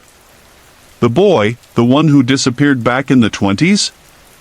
Some said he was murdered, buried right under the cottage, Alfred said, his voice low and steady. The others laughed, dismissing him. You don't believe that old story, do you? One of them scoffed. But Alfred didn't back down. You saw it, didn't you, George? That blob, that was energy. A spirit, maybe. You were the one who helped it move on. George felt a shiver run down his spine. It didn't feel bad, he said slowly, reflecting on the odd sense of peace he had felt in that moment. It felt good. Really good. Alfred smiled knowingly. That's what I thought. You helped the boy pass on. They were waiting for you, George. The others exchanged uneasy glances. Who's they, Alfred? One of them asked. Alfred took a sip of his whiskey. There will be more, George. I can feel it. George didn't know what to think, but something about Alfred's words felt right. Maybe this was just the beginning. Well, he said, reaching for his wallet, I guess we'll see. It's my round, then. And as he turned to get the drinks, George couldn't shake the feeling that this story was far from over. Sorry to interrupt, but I'd love to hear from you. If you're enjoying the video, drop a comment and let me know where you're tuning in from. I always love seeing where everyone's watching from. And if you haven't already, don't forget to hit that like button and subscribe for more exciting content coming your way. Your support means a lot.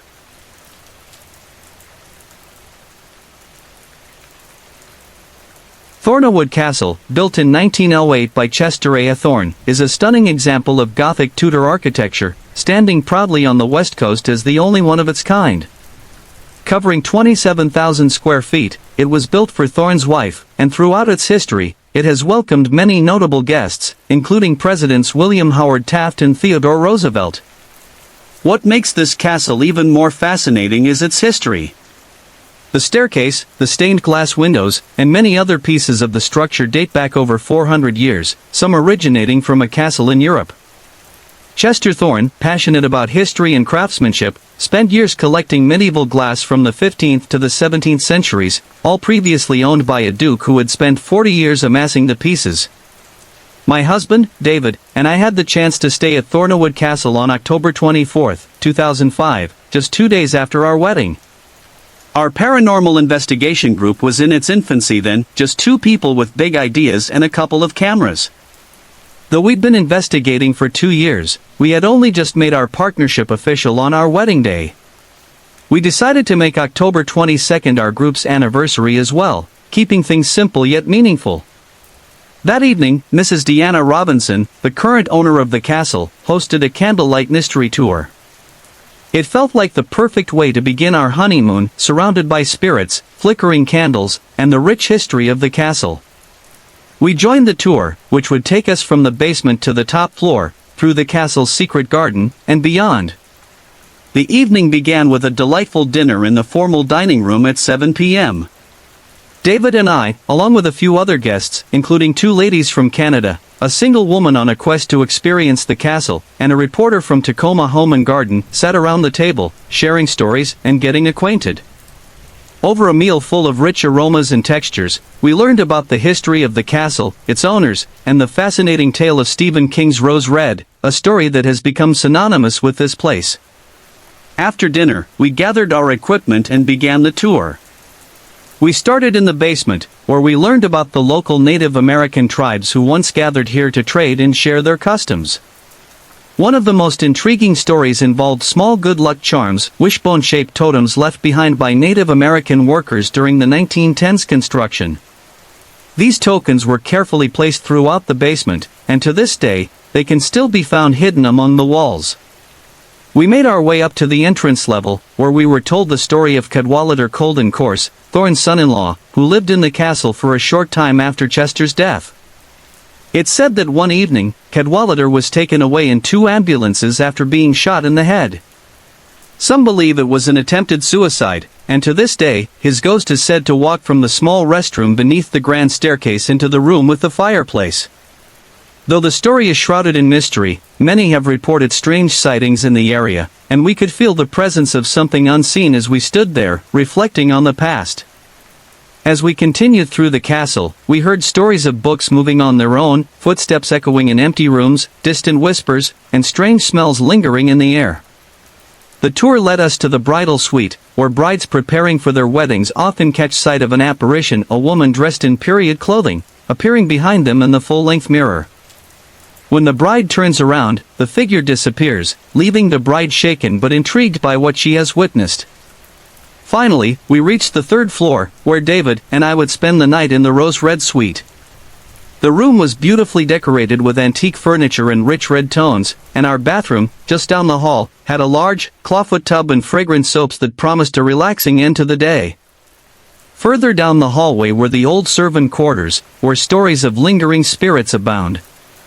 Before returning to our rooms, we wandered the castle's secret gardens, where Deanna shared that she has never felt a negative energy in the castle, only a sense of protection. While she spoke of the angels who supposedly guard the property, I took some photographs around the garden statues. One shot, in particular, stood out, a faint, glowing figure resembling an angel with wings spread wide. To us, it was a perfect ectoplasmic capture. The figure's head was bowed, arms crossed in front of her, an ethereal and peaceful sight. Returning to our rooms, we were the only guests staying on the 3rd floor, so we knew there was no one else to disturb us. The castle, though vast, felt silent and still as we prepared for bed. David, always the first to drift off, was asleep almost as soon as his head hit the pillow.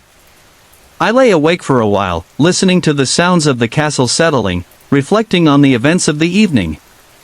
And then, something unusual happened. The air in the room grew cooler, but the windows were closed, and it wasn't the crisp autumn air from outside. I watched, intrigued, as the sheer curtain covering the closet door moved, billowing out as if someone had just exited the walk-in closet. Slowly, a figure emerged, a man no older than his early 30s, dressed in slacks, a white shirt unbuttoned at the sleeves, and a black vest. He looked pale, illuminated by the soft light of the autumn moon that shone through the window, casting an ethereal glow over him. His hair was dark and neatly cut, with subtle sideburns framing his face. He walked around the foot of the bed, his presence unacknowledged, as if he didn't know I was there. He continued past me, sitting in the chair beside the bed, turning to face me. And for a brief moment, our eyes met. Then, just as suddenly as he had appeared, he vanished slowly, like something out of a dream or a cartoon.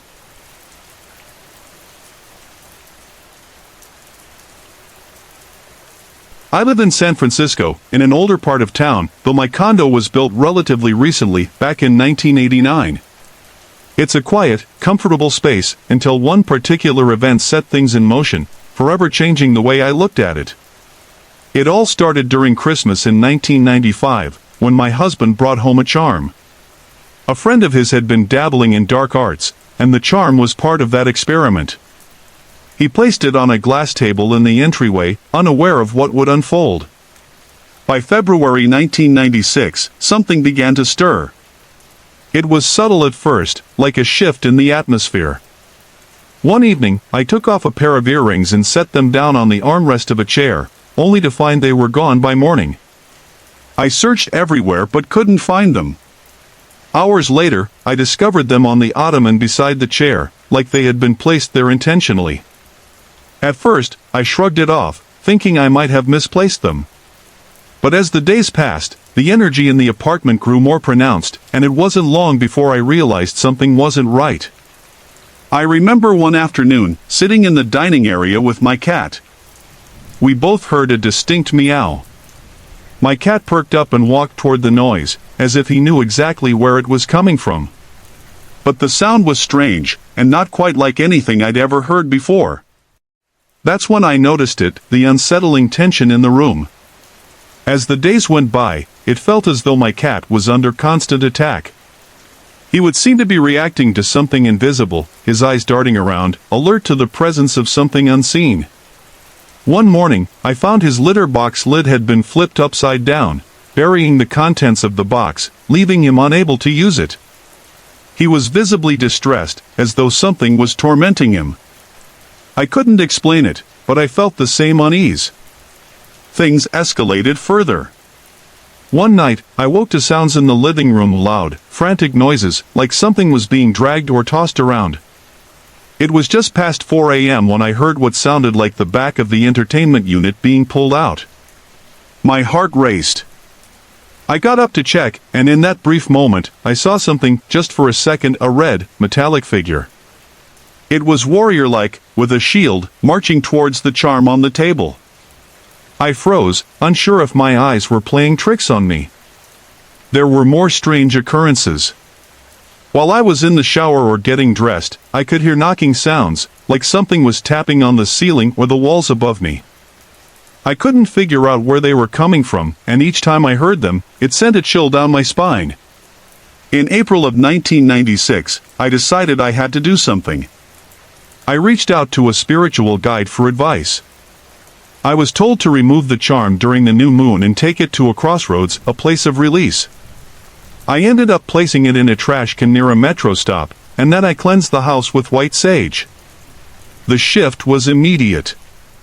Some of the disturbances stopped, but not all of them. A subtle presence remained.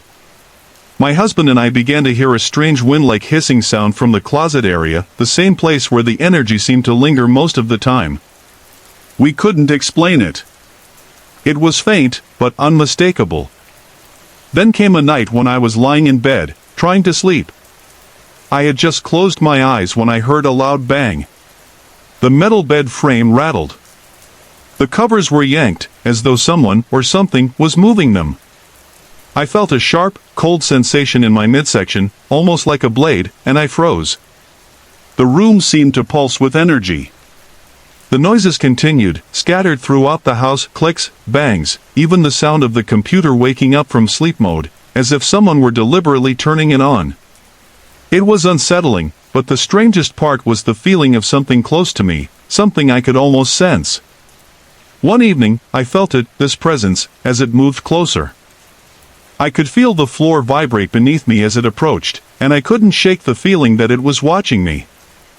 For over 10 years now, this presence has been a part of our lives, and no matter what we've done, it remains. Sometimes, it feels distant, almost like a memory.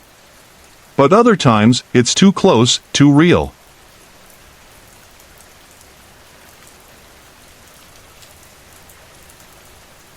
It all started when I went to bed later than usual, after watching TV for a while. As I lay there, trying to relax, I decided to try again. I said softly, almost to myself, if there's anyone here who wants to speak with me, now is your chance. I waited, focusing on the quiet around me, trying to hear any response. At first, there was nothing. The room felt still, almost as if nothing was there at all. I concentrated harder, feeling the weight of the silence pressing in on me. Then, suddenly, it felt as though my energy had been completely drained. It was as if something was pulling it out of me. A sharp pain burst through my head, so intense it took me by surprise. I felt a momentary panic, wondering what was happening. I think the fear itself made the energy pull back for a moment, because I felt a slight relief, as if I was regaining some of my strength. But then, just as suddenly, it came back, stronger this time. The room seemed to drop a couple of degrees, and I felt that familiar tingling sensation on the side of my face. It was like something was there, just out of sight. I couldn't explain it, but I knew I wasn't alone. The presence in the room was unsettling. At first, it felt like it was trying to draw something from me, something I didn't fully understand. But as the minutes passed, the fear started to fade, and an odd sense of calm began to settle over me. It wasn't that the fear completely went away, it was more like the presence was comforting me. It was a strange shift, like whatever was there had used the energy it had taken to somehow ease the tension, to soothe the discomfort it caused. It was as if it wanted me to feel safe, even after all the unease. After that, I felt unusually calm, almost peaceful. So calm, in fact, that I was able to fall asleep, which surprised me given everything that had happened. Now, as I reflect on it, I find myself torn between two feelings. My heart says that there's definitely something with me, something trying to communicate. But my mind, ever the skeptic, keeps whispering that it was just a strange, vivid dream or maybe one of those moments where my mind plays tricks on me when I'm half awake. I'm prone to those little freakouts, after all, especially when something supernatural feels even vaguely possible. Sorry to interrupt, but I'd love to hear from you. If you're enjoying the video, drop a comment and let me know where you're tuning in from. I always love seeing where everyone's watching from. And if you haven't already, don't forget to hit that like button and subscribe for more exciting content coming your way. Your support means a lot.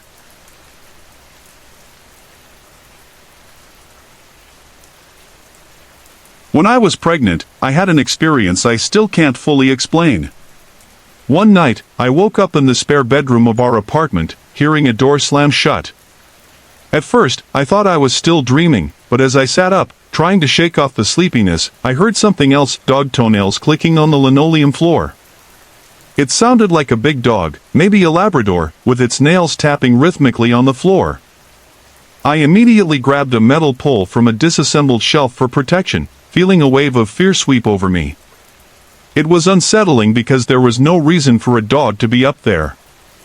The building was older, and to get to my apartment, an animal would have had to go up some stairs. It just didn't make sense. I knew it couldn't have been my neighbor's dog. I'd learned later she had put her dog in a kennel and was out of town that weekend. But at the time, it felt very real. I eventually dismissed it, though it was a bit unsettling. That is, until a couple of weeks ago, when something similar happened. We were in the middle of a series of fast-moving thunderstorms, high winds, and even a couple of tornadoes. Our house isn't the most sturdy, it's old, with a lot of wear and tear, and so I decided to call my mom to come pick me up and take me and the baby to her place. As I was finishing packing the diaper bag, we heard it. The back door slammed shut hard. Now, let me tell you, the floor in the back of the house sinks, so if you set a ball down, it rolls toward the back. The door itself is heavy and doesn't move without some real effort. Even with the wind howling outside, there was no way the wind could have caused it to slam. I had it wedged open as wide as it would go, and I couldn't see any reason for it to have moved. As we headed toward the back of the house, we both heard the dog's toenails again clicking on the floor, just like before. When we reached the dining room and checked the door, my mom grew very uncomfortable. She insisted we leave right away. She said she had this strange feeling that something didn't want us there. At first, I thought it was just the storm making her anxious, but she insisted it felt like a protective force, as if whatever was there was trying to keep us away from the house. Then, another strange thing happened. I was in bed one night when I heard the front door close, distinctly, like the sound of the sleigh bells I have hanging on it. After that, I heard Jeff's computer chair roll back, like he had just gotten up and bumped the desk. Then, I heard footsteps, slow, deliberate steps down the hallway, the way Jeff walks, with keys and change jingling in his pockets. I called out to him, but there was no answer. I got up to check the living room and the back of the house. There was nobody. I called Jeff's cell phone and asked if he had been home, and he told me he was in Henderson.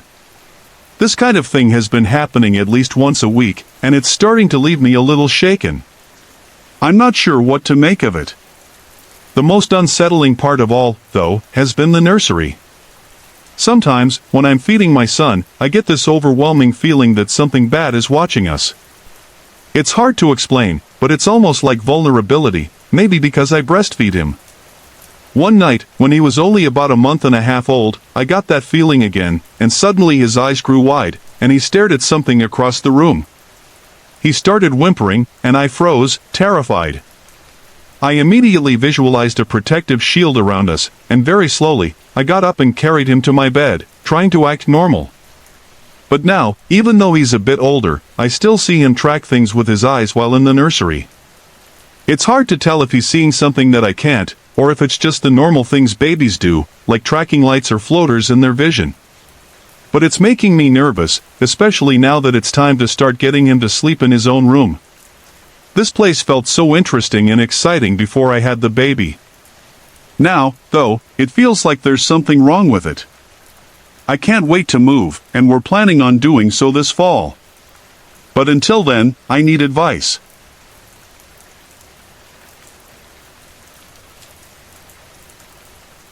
I've lived in the same small town on the same block for all 25 years of my life. I spent 19 years living with my parents, and then, after I had my son, I decided to buy a house directly across the street from them. I wanted my son to be close to his grandparents and great-grandparents. When we bought the house, it had been vacant for almost 5 years, and it needed a lot of work. I was working third shift at the time, so I was juggling long hours at work and trying to renovate the house. It took about 5 months, but when we were done, the house looked brand new, everything was fresh and bright. At the time, I was still living with my parents while doing the work. One night, it was a Saturday, my weekends off, and I walked across the street to the house to do some more renovations. As I approached the front step, I noticed a light on inside. It wasn't unusual because my father would sometimes leave the light on for security. But as I reached the front step and was about to go inside, I caught something out of the corner of my eye. When I looked, I saw a man standing in the living room. He was about 6 feet tall, and as soon as I saw him, he disappeared. I wasn't sure if my mind was playing tricks on me, but I was immediately on edge. I unlocked the door, stepped inside, and began searching the house, hoping to find an explanation. Everything was locked up tight, windows secured, back door deadbolt. But there was no mistaking what I'd seen. That was the first time I thought maybe something strange was going on. I later found out that several years before, a family had lived in the house, a mother, father, and twin children. The father had passed away suddenly from a heart attack in the living room. I had been there at the time, along with my dad, when the daughter came running out to tell us that her father had collapsed and was bleeding from hitting the coffee table. We tried to help, but he passed away before the medics arrived. The family had struggled after that, and the house eventually went into foreclosure. After hearing this, I couldn't help but think that the man I saw was the father, still lingering in the house. At the time, I didn't really believe in ghosts, and even after that strange sighting, I brushed it off as my imagination.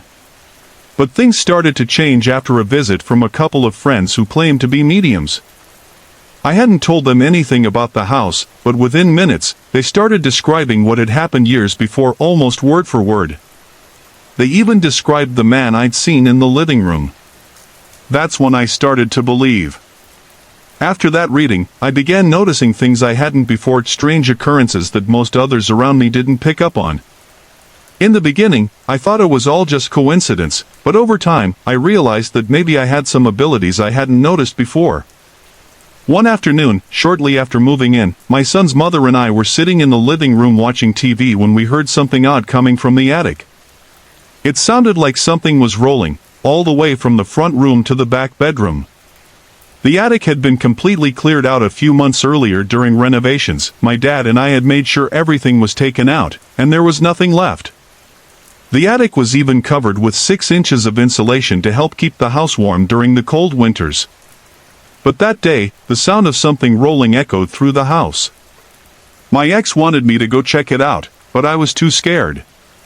A few months later, my dad and I were back up there running more wiring, and I'd completely forgotten about the strange noise until I saw something that stopped me cold, a coffee can sitting in the back corner of the attic. There was no way it could have been there before, and there was certainly no way it could have made that noise, not with the thick insulation covering everything. I can't explain it. How did that coffee can get there, and what made the noise in the attic that day? There's no logical explanation, especially considering it was a calm, clear winter day when we heard it. In the summer of 2007, I made the big move from Arizona to Texas to attend school. Fortunately, my job had an office in Irving, so I was able to transfer with ease, guaranteeing me a job when I arrived. The office was located in a large, 3-story building in the upscale Las Colinas area of Irving, known for being one of the rich areas of the city. I had heard that the community itself was relatively new, and the building where I worked had only been constructed in the past few years. At first, I didn't think much about it. But looking back, I'm not sure why I would have experienced what I did in that building, especially considering its newness. Perhaps it wasn't the building at all, but something else. I worked on the second floor, and from the very first day, there was something odd about that floor. It wasn't obvious, but a feeling lingered in the air, one that made me uneasy. The women's restroom on that floor was the first place where I began to sense something off. It wasn't any different from a typical office restroom, large, industrial with 10 stalls, a sink area, and a maintenance closet. But something about it made my skin crawl, especially when I was alone. I began to notice strange occurrences with the elevators, too. The doors would often open on their own, even when I hadn't pressed the button. At first, I thought maybe someone else had pressed it and changed their mind, but that didn't explain it happening when the button wasn't lit up. There was no one inside, and the doors would open as if inviting me in. At first, I brushed it off as the building's electrical system being affected by the ongoing construction. But there was something about the way the elevator doors opened that unsettled me. It felt like I was being beckoned, not like a simple mechanical malfunction. The restroom, however, was a different story. I couldn't shake the feeling that I was being watched. It wasn't just me, other employees started talking about the strange vibes in the restroom too. My boss, who often worked late on Saturdays, admitted that she would use the downstairs bathroom when she was alone after hours. She wasn't the only one to mention it. The more I heard, the more I realized I wasn't just imagining things. One of the oddest experiences was the toilets. The restroom was equipped with automatic sensors that activated the flush, but on several occasions, I would hear toilets flushing when there was no movement in the room. Faulty sensors, perhaps? But it didn't make sense. The flushes would happen in unison, sometimes multiple stalls flushing in succession, as though someone or something was triggering them. The maintenance closet added to the strangeness. I noticed that the door, which was supposed to close tightly, would sometimes be ajar when I entered the restroom and closed again when I left. The first time, I thought I'd imagined it, but it happened more than once. I checked to make sure the door closed securely, but still, it opened and closed on its own. This could all be explained by faulty sensors, construction disturbances, or electrical wiring issues. But then, something happened on my last day at the office that left me with no reasonable explanation. Ironically, it was October 31st, and I don't know if that had anything to do with it. My boss had taken me out for a farewell lunch, and after gathering my things from my desk, I decided to use the restroom one last time before heading out. The office was nearly empty, and the restroom was quiet, no one else inside. I chose the handicap stall, the last one in the row, and settled in. Everything was quiet until I heard the motor of the paper towel dispenser kick on at the front of the restroom. At first, I assumed it was a faulty sensor. Maybe the air from the vent stirred a towel and triggered the sensor. But then, I heard something that made my heart stop, the unmistakable sound of paper towel being ripped off the dispenser. I froze. I had no explanation. I'd been alone in the restroom, and I had not seen anyone enter. I couldn't even hear footsteps. My mind raced as I tried to rationalize it, but logic failed me. I quickly gathered my things, debating whether to just leave and never look back. The worst part? I had to pass the sink area to leave, and I dreaded what I might see. Holding my breath, I opened the stall door and hurried toward the exit. As I passed the sink, I glanced over. And there, neatly folded between the two sinks, was a single sheet of paper towel. It wasn't there when I had entered the restroom. My heart was pounding as I bolted out of there, not looking back. I've never been able to explain what happened. I'm still open to the idea that someone could have played a joke on me, but the timing doesn't add up. There was no way for anyone to enter the restroom without me hearing it. And yet, there was that towel, sitting on the counter like it had been carefully placed.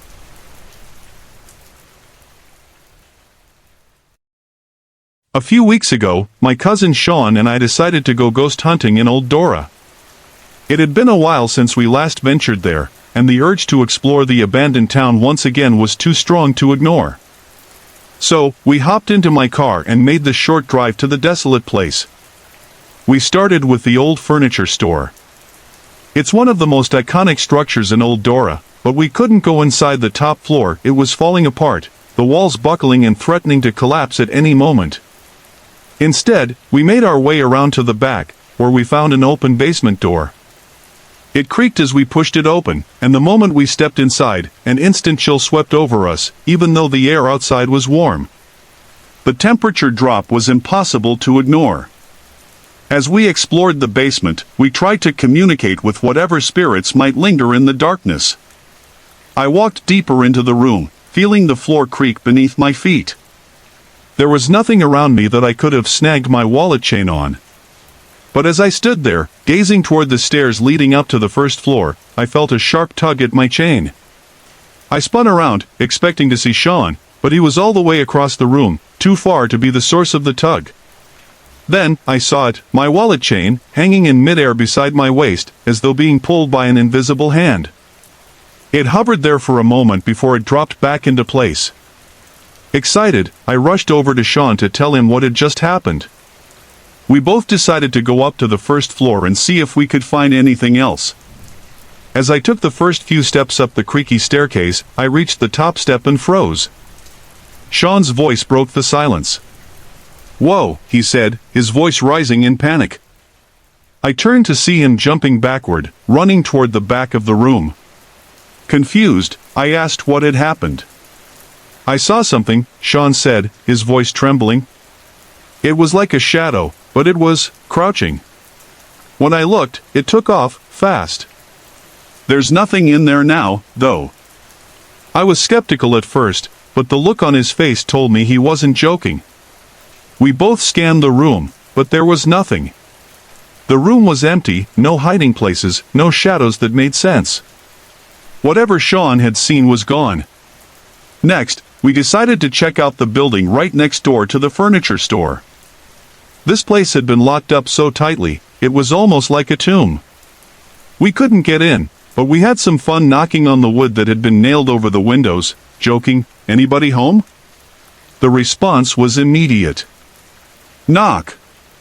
The sound echoed back at us, loud and clear, as if someone or something had knocked in reply. We froze, staring at each other. There was no way anyone could have been inside. The building had been abandoned since the town was left to rot, and the windows were nailed shut. The air felt thick and heavy, and neither of us dared to speak for a moment. We quickly left the building, shaken, and decided to check out one last place, the old train station. This building was even more derelict than the others. The top floor had rotted away completely, leaving a gaping hole in the roof. We carefully shimmied our way over to the stairs that led to the basement, which were tilted at an odd angle, as though they'd been warped by years of neglect. When we reached the bottom, we found ourselves standing in a pile of debris. The floor was covered in old newspapers, broken wood, and bits of rubble. I jumped onto a sagging mattress that had been left behind and stared up at the massive hole in the ceiling above me. It must have been where the first floor's floor had once been. Then, out of nowhere, I heard it, footsteps. At first, they were soft, barely audible. But as they neared the hole in the ceiling, they grew louder, heavier. I looked around, my heart racing. There was no one in sight. I stood frozen, trying to make sense of what I was hearing. Suddenly, a magazine dropped from the hole above, landing at my feet with a thud. It was an old-time magazine. My mind raced as I tried to figure out what had just happened. I had just heard footsteps, but there was no one on the other side of the hole. I had no idea how the magazine had come down, or where it had even come from. The air in the basement seemed to grow even colder, and I could feel the weight of the place pressing in on me. Whatever had been there with us, it was watching. After that, we didn't stick around much longer. The feeling of being followed, of something lurking just out of sight, was too much. We quickly made our way out of the train station and back to the safety of the car. That was just a glimpse of the strange and unsettling things that seem to haunt old Dora. It's a town frozen in time, full of forgotten stories, lingering spirits, and strange occurrences that can't be explained. Whether it's the tug of a wallet chain in the dark, a shadowy figure vanishing before your eyes, or footsteps echoing in a long-abandoned building, old Dora has its secrets, and some of them might never be meant to be uncovered.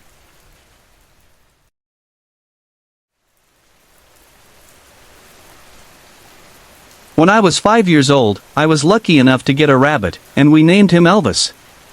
He was a lop rabbit, with soft tan ears and patches of fur scattered across his mostly white body, with just a hint of black fur here and there. From the moment we brought him home, we were inseparable. I spent almost every moment with him, except for school, meals, and sleep. He'd scamper around my feet, hopping in circles and making little happy grunt sounds that always made me smile. As I grew older, so did Elvis. But he remained just as playful, his nails tapping softly against the basement floor as he ran around, always the happy, carefree bunny he had always been. I remember one day when I was about 9, I was talking to my family about what we'd do when Elvis passed away. It was a hard thought to have, but it seemed like the right time to face it. Then one afternoon, I went downstairs to play video games. I glanced over at Elvis's cage and noticed him lying still at the front. At first, I thought he was just resting, but as I got closer and reached out to pet him, I saw his eyes were closed. I knew right away he had passed away. I could hardly believe it. Less than half an hour before, I had been playing with him. He was 7 years old, which was a long life for a rabbit, but still, I wasn't prepared. It hit my family hard, and we decided to have him cremated and bury his ashes in the backyard. I cried for a couple of nights afterward, and honestly, I wasn't sure how to handle the loss. But during that time, something strange happened. I started to feel like he was still there, watching over me. I had dreams of him, sometimes with the rest of my family, and in those dreams, I always felt comforted, as if he was telling me he was okay. And at night, I'd hear the faint sound of his toenails clicking on the basement floor, just like before. One dream, in particular, stands out. It was the night after Elvis had passed. In the dream, I was playing with him again in the basement. But even though I was with him, I knew he was in heaven. I could feel that he was at peace, and it brought me a sense of comfort I needed. A few months later, I got a new guinea pig, a sweet little girl I named Coco. She was a quiet companion, always content when I was near. But there was one thing that struck me as odd: Coco would never go near Elvis's old cage. I didn't think much of it at first, but as time went on, I started to wonder. Eventually, Coco started acting strangely. She wasn't as active, and she began licking my thumb whenever I would pet her, something she hadn't done before. After about 7 months, I noticed she was really off, so we took her to the vet. She was diagnosed with an upper respiratory infection. I felt terrible, and I made sure to take extra care of her, checking what she ate, making sure she was comfortable. But just 9 months after we brought her home, Coco passed away suddenly. I had no idea it would happen so soon, and it left me in shock. The strange thing was, earlier that day, I had this overwhelming feeling that we needed to take some last pictures of her, almost like I knew our time together was coming to an end. An hour after we took those pictures, Coco's breathing became labored. She started making strange choking sounds, and I held her close, praying with all my heart. She passed quietly, and even though I was heartbroken, I felt she had gone as peacefully as she could. For the next few nights, I dreamed of her, and there were times when I thought I heard faint squeaking noises in the basement. I even felt something brush against my thumb, just like when she was alive. It was as though her spirit was still with me, reminding me she was okay, just like Elvis had done before.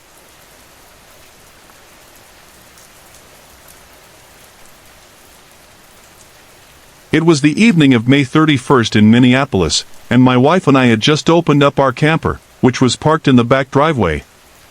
We had the cover off, and it was lying on the lawn when suddenly, the tornado sirens began to blare.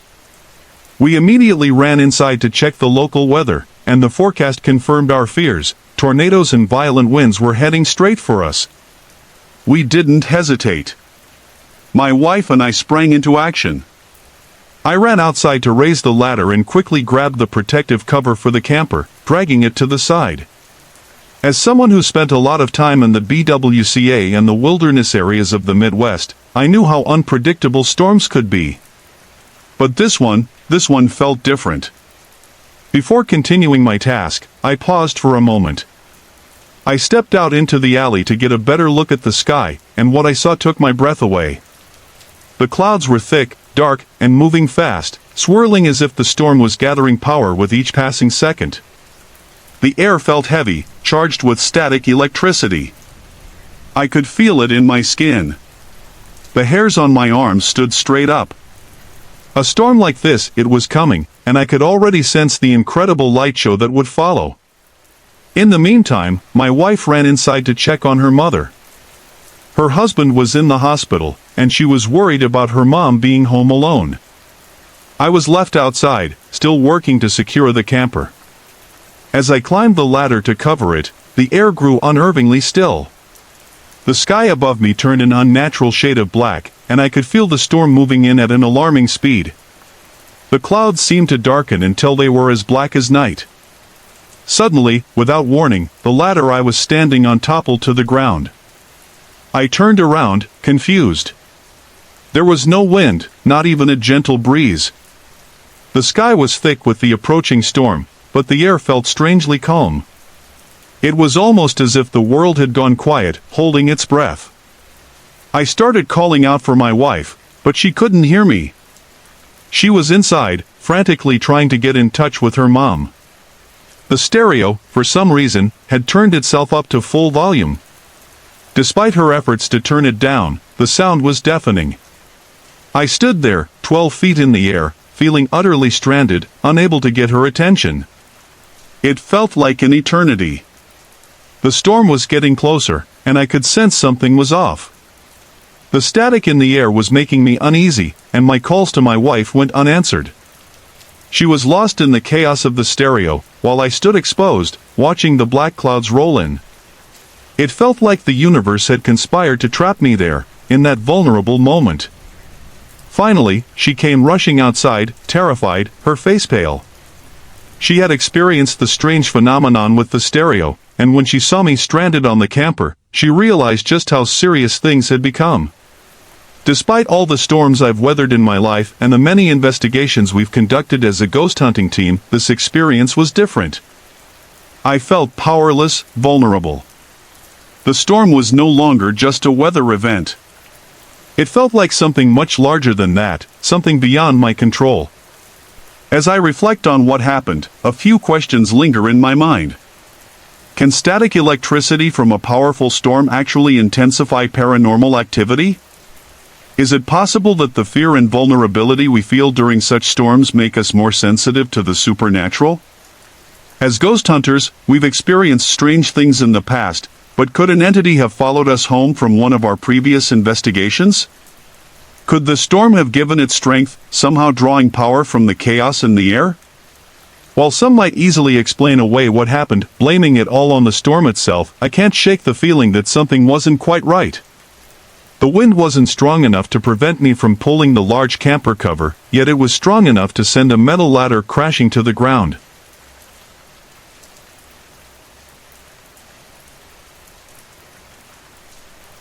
I grew up in Lisle, Illinois, a small, quiet suburb nestled between bigger cities like Naperville. Back in the 1930s, Lisle was a farming community, and my grandparents, like many in the area, built their home in the 1950s. My parents and I moved in with them in 1984, when I was just an infant. We lived there, in that house, until I turned 18. I was about 12 years old when I had my first strange experience. It was an ordinary morning, and I had just stepped into the shower. The bathroom window looked out over the backyard, where a small shed stood, with a porch light, a swing, and some flower beds scattered about.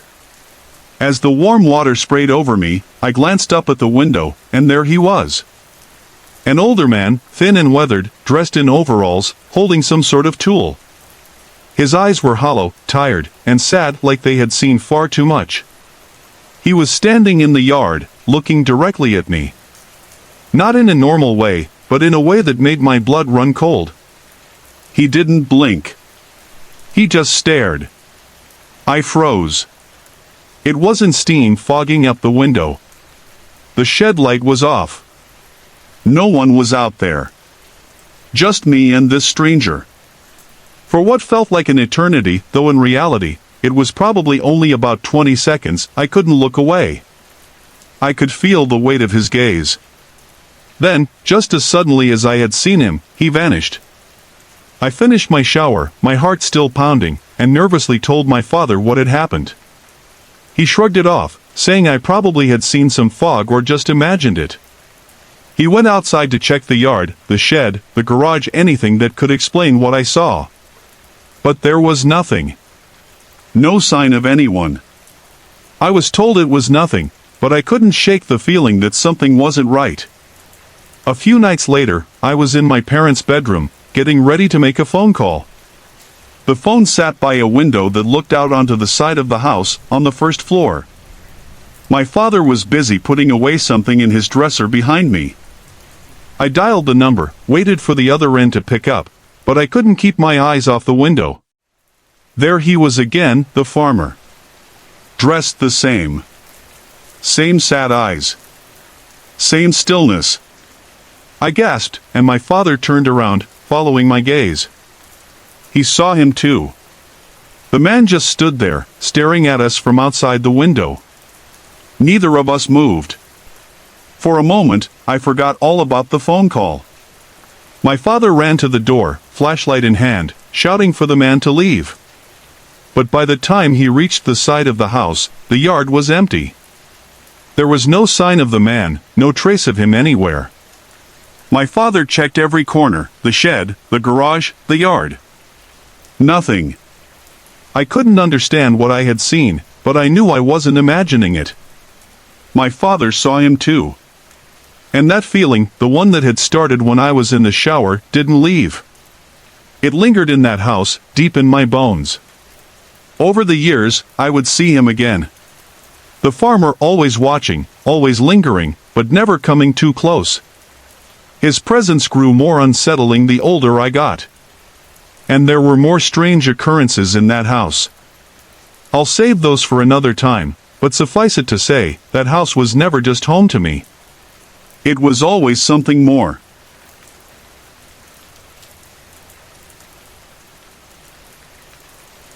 It was February, and my family was staying at the Little River Casino in Manistee, Michigan. My brother and his wife were in one suite, while I was in another with my two children, ages 8 and 9. We had been enjoying our time there, but what happened one night would leave me shaken to my core. Around 3:30 a.m., I was abruptly awakened by a strange sensation. It felt as though there was something pressing down on my side, like a heavy weight, pushing me into the mattress. At first, I thought it might have been one of my daughters, but as I moved my arm to push whatever it was off, I realized that the pressure was far more substantial than either of them could have been. I began to feel a creeping sense of dread. Turning my head to glance at the source of the pressure, I saw something I cannot explain. It was a large, dark funnel-shaped entity, its form vague and shifting. And then, I heard it, a mocking, almost taunting laugh. A cold chill ran through me, and my heart raced. I tried to push the entity away, but it felt like I was struggling against an invisible force, unable to move. Fear gripped me completely. I knew I had to act. In the name of Jesus Christ, I whispered, hoping the power of the words would break whatever hold this thing had on me. The moment I spoke those words, the dark funnel shot up toward the ceiling and disappeared, leaving me in a state of shock, lying there, gasping for breath. I was terrified. Was this a dream? Was I still asleep? I switched to the other side of the bed, hoping that somehow, changing my position would ease my fear. I didn't wake anyone up, not wanting to scare them or make them think I was losing my mind. But as I tried to settle back down, I felt it again, hands. Cold, invisible hands pressing against me, pushing and pulling on the front of my body. I was conscious of it this time. It wasn't a dream. This was real. I couldn't move. I cried out in terror. My sister-in-law, who had been sleeping in the same room, heard me and woke up. She looked over at me and saw it. She saw a dark figure hovering above me, its arms wrapped around me in an almost suffocating grip. My brother heard the commotion, turned on the lights, and rushed to my side. "Are you okay?" he asked. But I wasn't okay, not at all. I told him what had happened, while my sister-in-law shared what she had witnessed. My brother didn't know what to say, but the fear was palpable in the room. We were stuck in that room for the rest of the night, as we had already paid for the stay. I couldn't sleep. I stayed awake, eyes darting around, ready with my camera in case the entity returned. Throughout the night, I heard my daughter crying in her sleep. But when I looked at her, nothing seemed to be disturbing her, at least, nothing I could see. I couldn't shake the feeling that something was lurking in the darkness, watching us, waiting for another chance to strike. Now, months later, I'm still haunted by what happened in that room. I didn't drink any alcohol. I wasn't on any medication. There was nothing physical or mental that could have caused the hallucinations. The only thing I can conclude is that something paranormal occurred. The question that still lingers with me is, was this the work of a shadow person? The feeling of dread, the physical presence, the way it moved, it all felt malevolent, as if this entity was actively trying to hurt me. And with my sister-in-law witnessing the dark figure above me, it only deepens the mystery.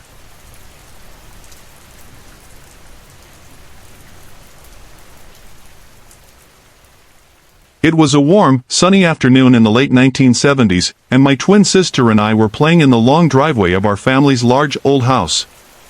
The driveway was sectioned off by a gate, and my parents only used the front part to park their cars. The garage, at the end of the driveway, was used for storage. It was just the two of us, lost in whatever game we were playing, when suddenly, we heard a soft voice calling to us. "Excuse me, excuse me."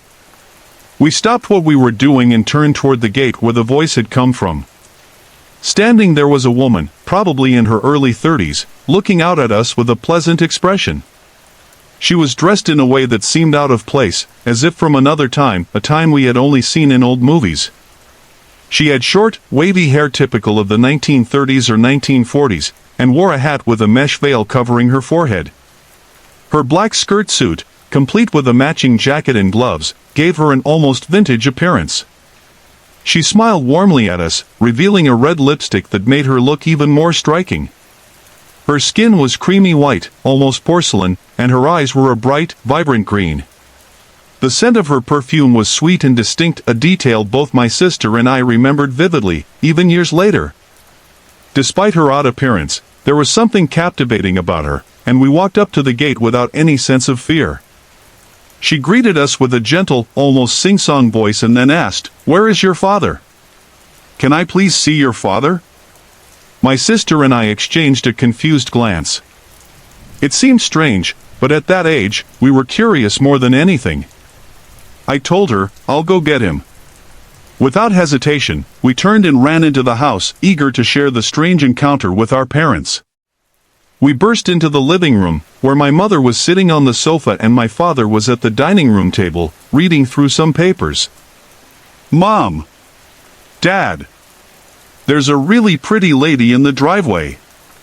She's wearing old-timey clothes and she wants to see Dad," I said breathlessly. My mother, ever the skeptic, barely glanced up and replied, "It's probably someone from church." But I could feel it in my gut, it wasn't just a random visitor. It wasn't someone from church. And as I spoke, something about her, a knowing look, and intuition, made me realize she wasn't from our world. My sister had the same sense. She didn't feel scared either, but she knew just like I did. This woman was not alive. Still, my father got up and followed us without saying much, probably thinking we had imagined the whole thing. We went through the house and out the back door, but when we reached the driveway, the woman was gone. Just like that, vanished. We looked around the street, checked the yard, but there was no sign of the woman anywhere. We had both seen her so clearly, and my dad, though unconvinced, finally admitted, all right. I believe you, though he didn't sound entirely convinced." To this day, my sister and I talk about it. My mother remembers it too, and though she tries to explain it away, we know what we saw. It remains a mystery. Sorry to interrupt, but I'd love to hear from you. If you're enjoying the video, drop a comment and let me know where you're tuning in from. I always love seeing where everyone's watching from. And if you haven't already, don't forget to hit that like button and subscribe for more exciting content coming your way. Your support means a lot.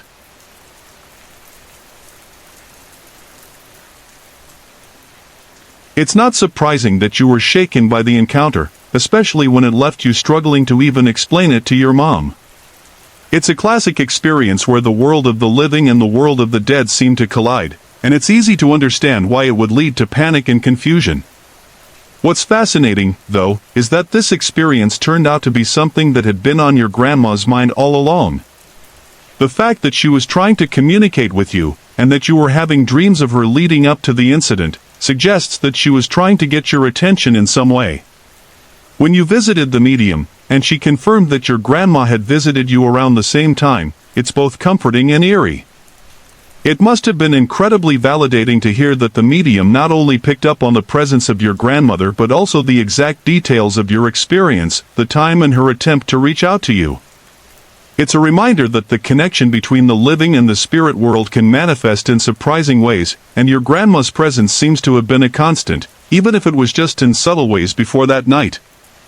That moment at 3:30 in the morning, so specific and so memorable, is often a time many people report experiencing strange or unexplained phenomena.